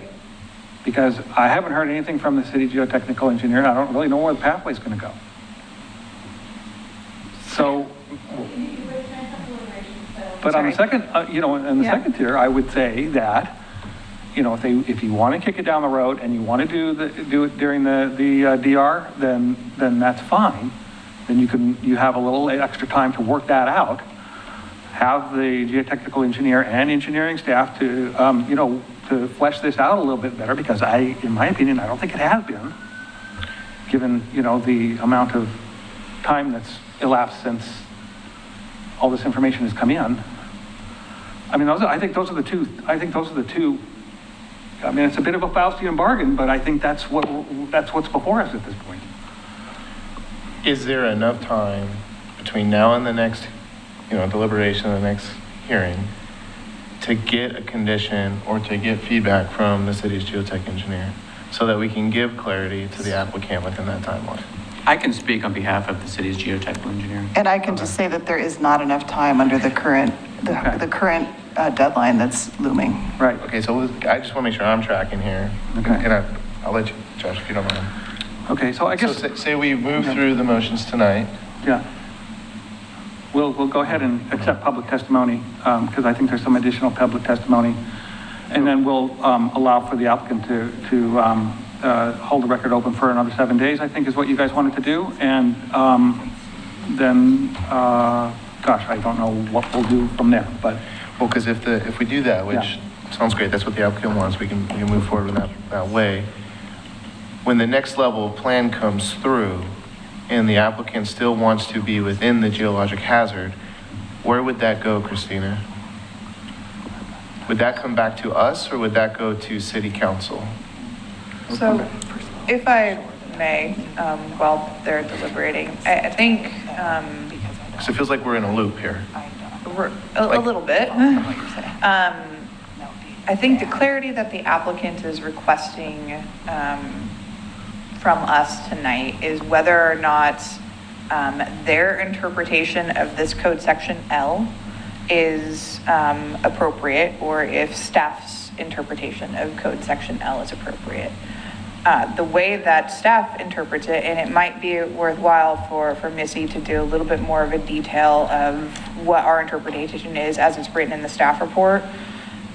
What staff's interpretation is, frankly, the geotechnical evaluation of the review at the staff level is not necessary at that point, because our code in staff's interpretation for the simplest of matters, and Josh can correct me if I'm wrong here, is basically that it doesn't matter because the proposals don't meet what the code says in terms of what L authorizes. And so I think the conversation and the deliberation needs to be on the code interpretation, with the understanding that even without that on the geologic hazard side of the equation, as Christina talked about earlier, we're talking about a master plan development that is absolutely subject to change, and what is proposed is the maximum intensification of it.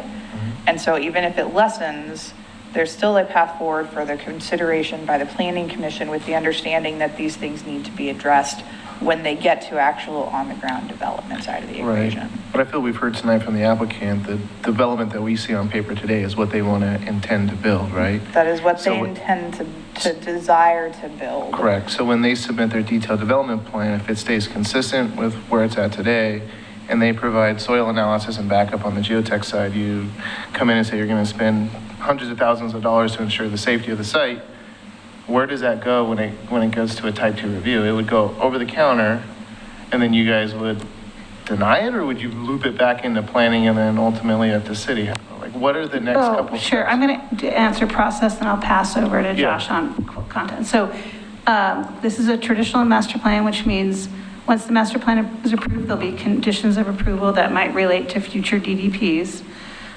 When a DDP comes in, that's a type 2 process. That's a notice to the neighbors, 2-week public comment, community development director decision unless appealed by the city commission. So you will not, once you've approved this master plan, it will not come back to you unless there's a revision that is required to be reviewed. But I don't, or they can't meet a condition, or they want to revise something. Like, there has to be a type 3 reason to come back to you, and implementation of the DDP is a type 2 process. And then to answer this, what I think is a specific question is, in that type 2 review, one of two things would occur. If the layout was as it's proposed today that you've seen, we would either deem it incomplete because it's not matching the geologic hazard code, but the applicant has the right, that applicant has the right to force completeness. And then if they force completeness, our practice in Oregon City has been to always recommend approval with conditions, and we would have a condition saying you have to move everything out of that area. Because we have not had a practice of denying. We would have to talk about that as staff if we actually did do a recommendation of denial, but it would either be a recommendation of denial or a recommendation of conditions that made a significant change. But that would be a poison pill condition, right?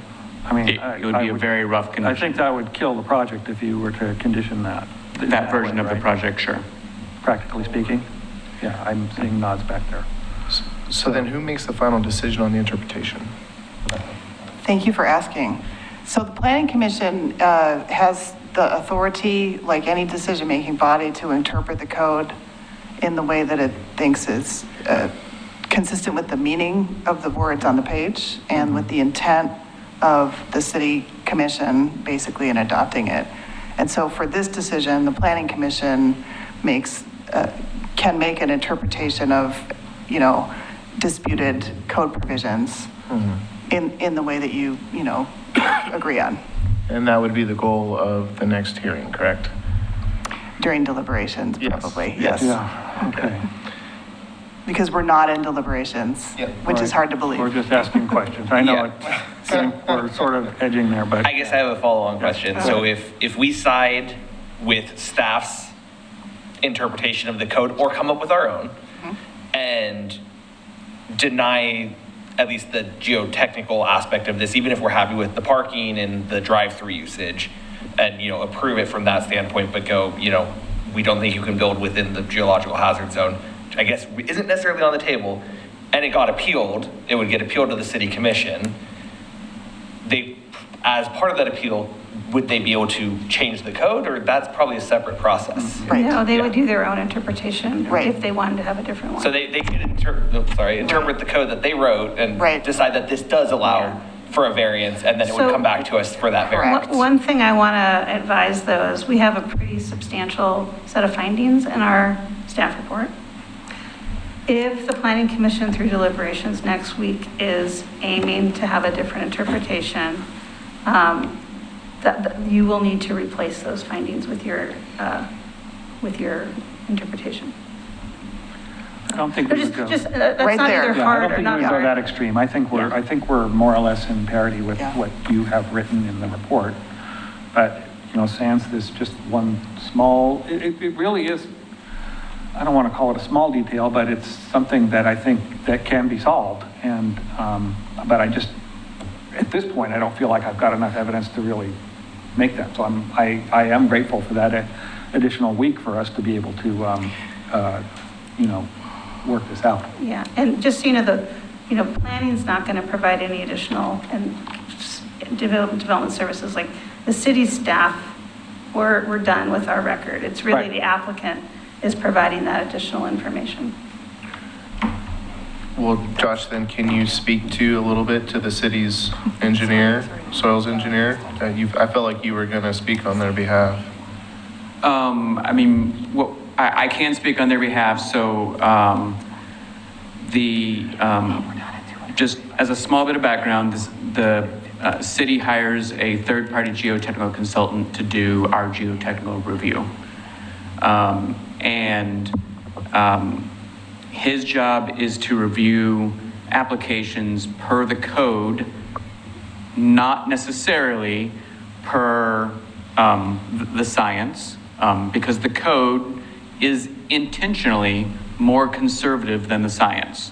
Back in 2021, I was involved in those code amendments.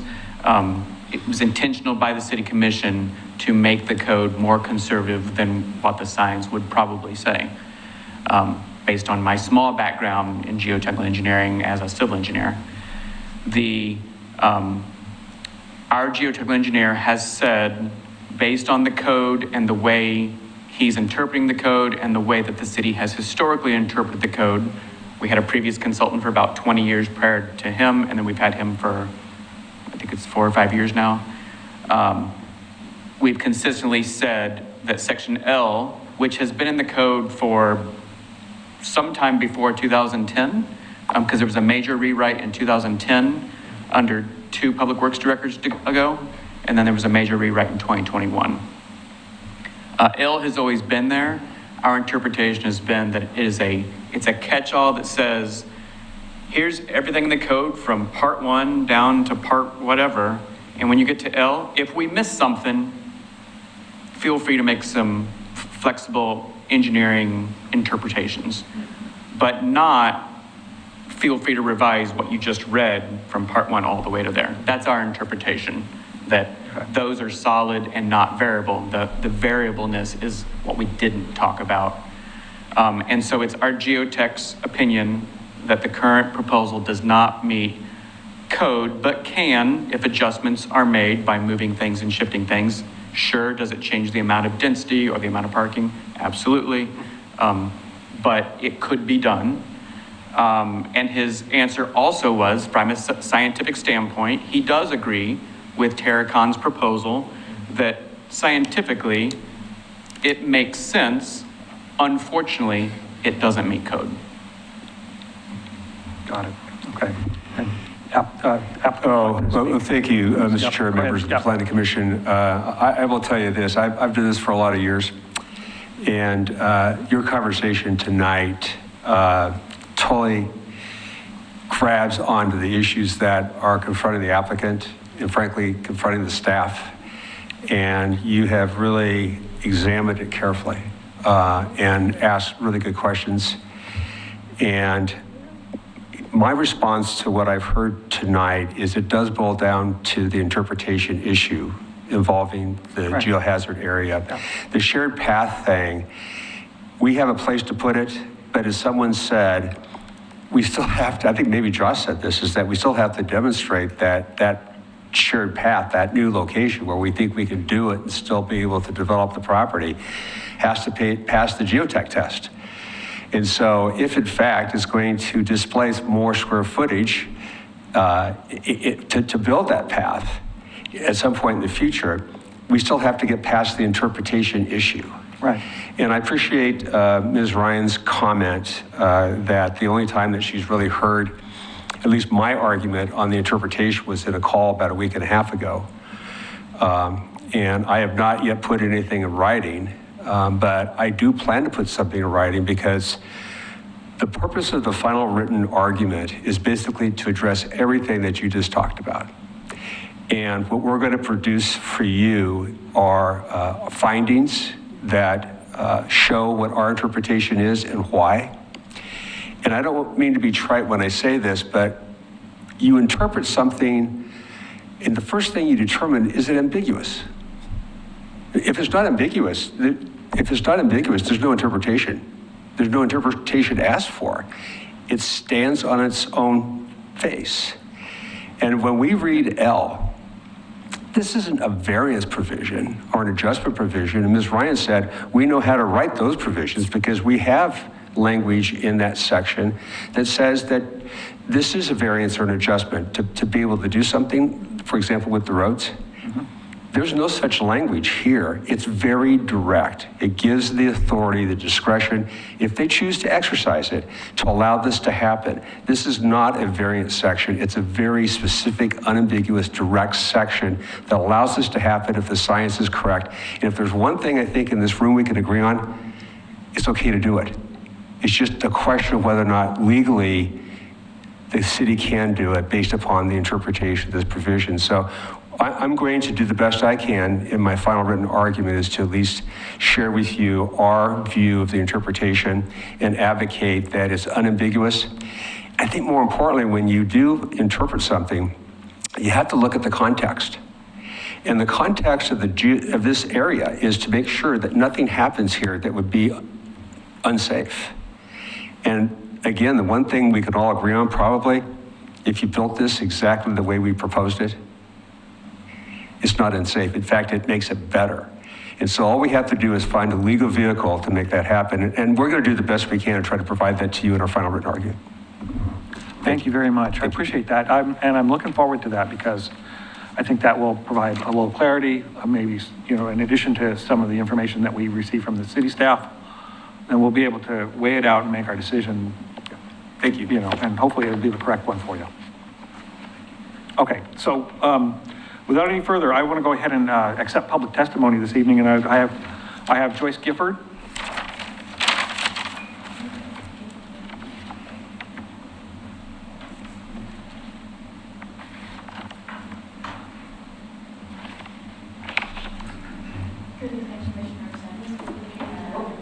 I'll push the button on so it's a green light. Yep.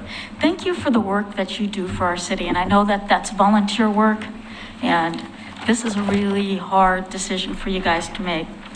I was here a couple weeks ago talking about that path to nowhere, and I went down and took a good look, and I hope you get a chance to do that too, take some pictures there. It's not a path to nowhere, it's a path to a sewage pump station. That's where that path will end. And when that path comes out from the apartments, it's gonna have to go down into the canyon area a little bit to go around that sewage pump station or across somebody's driveway. There's no other room for it to go. So it's been called a lot of things. What I heard tonight was one of the reasons the path needs to be paved is so that it is ADA accessible. There are ADA accessible sidewalks all along Beaver Creek Road and Molalla Avenue. That path right now is there. It is a path made by the homeless. You can walk it. And I know that's down on the canyon side and they want it up away from the canyon. So let's put up a homeless highway because that's what it's gonna become. We see it every day. It's not just that, but I can also see the residents of these lovely apartments that they're planning on building. If there's not enough parking, hey, there's a path right over here, it's well lit, ends up in this little neighborhood over here that's got, two little cul-de-sacs, a little tiny neighborhood that has no sidewalks, but it has ample parking on both sides of the street. So we'll just come over and park there. I want to say that I try not to be a NIMBY, okay? And we welcome the houseless people that we see going by. If they're in need of help, we give that help to them. If they need water, we can get them water. Again, it makes me a little scared when I see them carrying propane tanks down into the canyon. But this path that you want to build is not going to be for the residents. I can't see a shared use path going from park to park in Oregon City. It doesn't go to a park except to the cemetery, which there's still a big hole in the fence at the cemetery that the homeless are using. So just want to say, think about it, go take a walk and see what that path really would be like. Thank you. Thank you. Okay, William Gifford.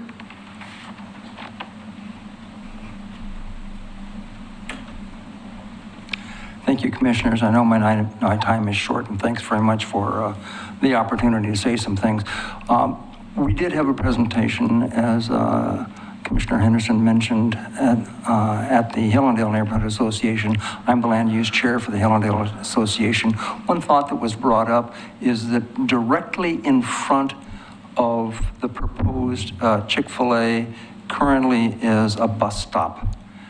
And it's a pretty intensely used bus stop, but it seems to me as though should be some connectivity between people that would use that bus stop, both the employees and the residents of these apartments, to be able to access that bus stop. Since there's not a lot of parking, we're assuming they're going to be using public transit, and God knows what TriMet's going to want to do, but something to consider. Number two is in the, I guess it's the staff report, there's a figure 1 that shows a picture of the gate going into that area directly out from Colton Way into the Walmart property. And what that doesn't show, and my wife Joyce and I walk in front of it every day. So this is our neighborhood. We know it very intently. You can't see how that drops off in the back. From Molalla, you stand and it just looks like a big open field. If you go a little bit further, it drops down and you can see the homeless camps back there. I mean, there's a lot of people living back there. Sorry, I know they're going to be kicked out, but you don't see that from Molalla. Furthermore, if you come back around the houses on Hilltop is the street to the north of that property. That drops down severely. Those houses are practically perched on a cliff before they come down, before it moves into this other area where this proposed path is. The biggest question that I had was why?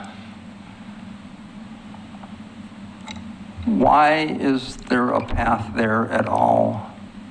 I understand that was a 10-plus-year-old plan which would provide connectivity in the neighborhoods and the parks. That's not the place to put it. That's not the place to put it. My suggestion is bring it down Molalla, got nice wide sidewalks, take it all the way down to Warner Milne. Warner Milne takes you right into the trailhead. That's my solution, or just drop the whole thing. But I think that this shared path is the tail wagging the dog. And I think the housing is far more important than putting in a little trail system. Thank you very much.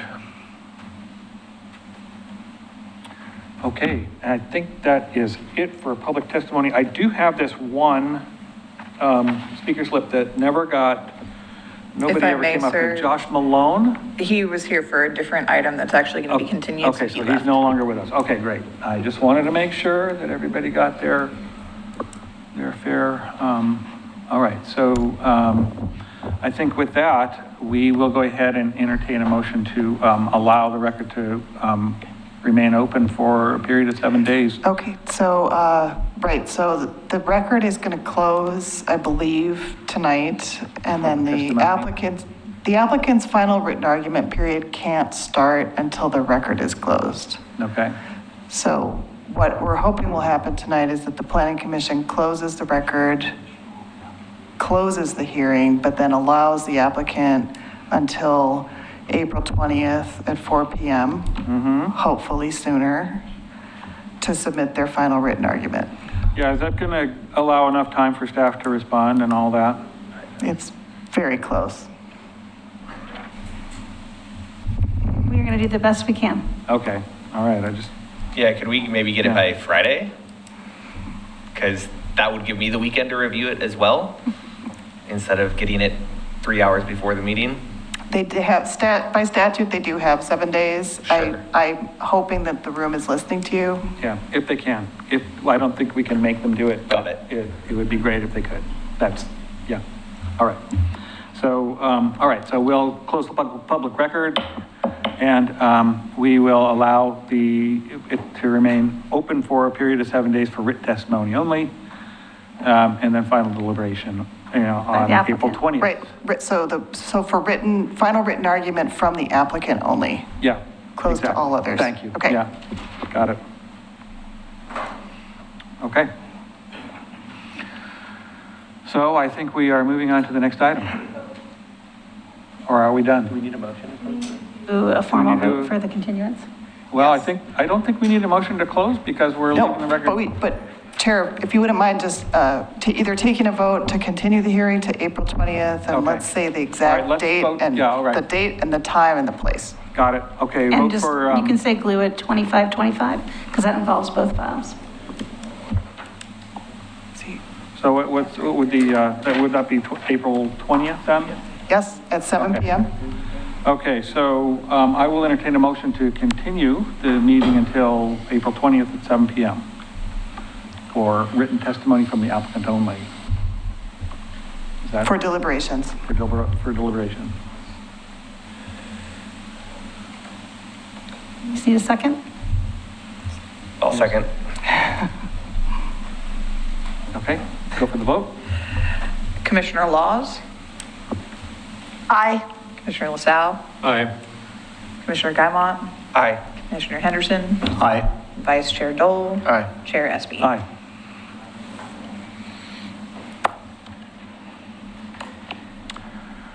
Okay, so let's move to the next one.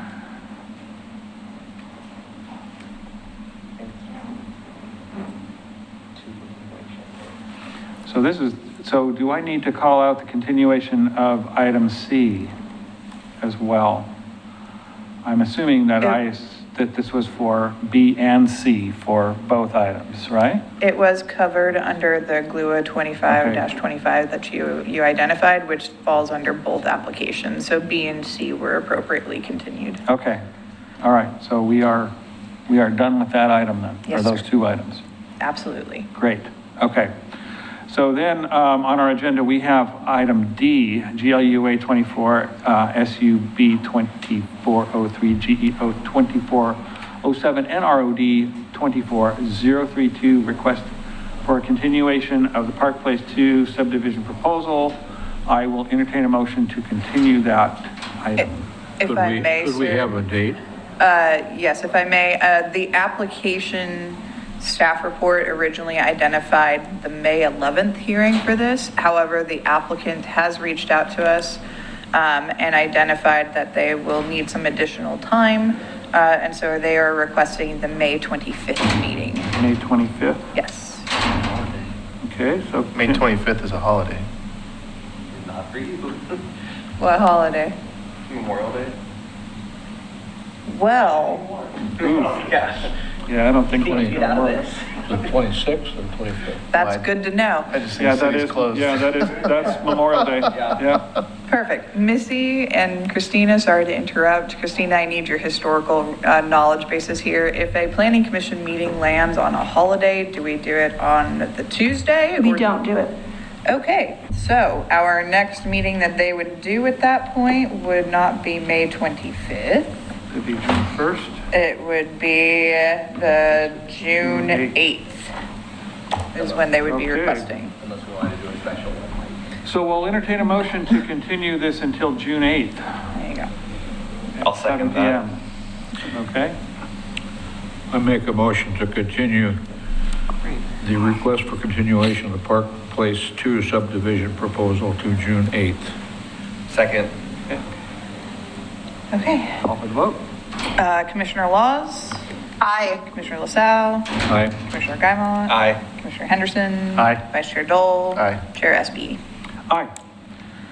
Item E, request for a continuance to April 27th, GLUA 25057, CU 2502, SP 25145, PI 2508, Park 2502, PG Line Center Expansion, continuance to April 27th, 2026. Entertain a motion?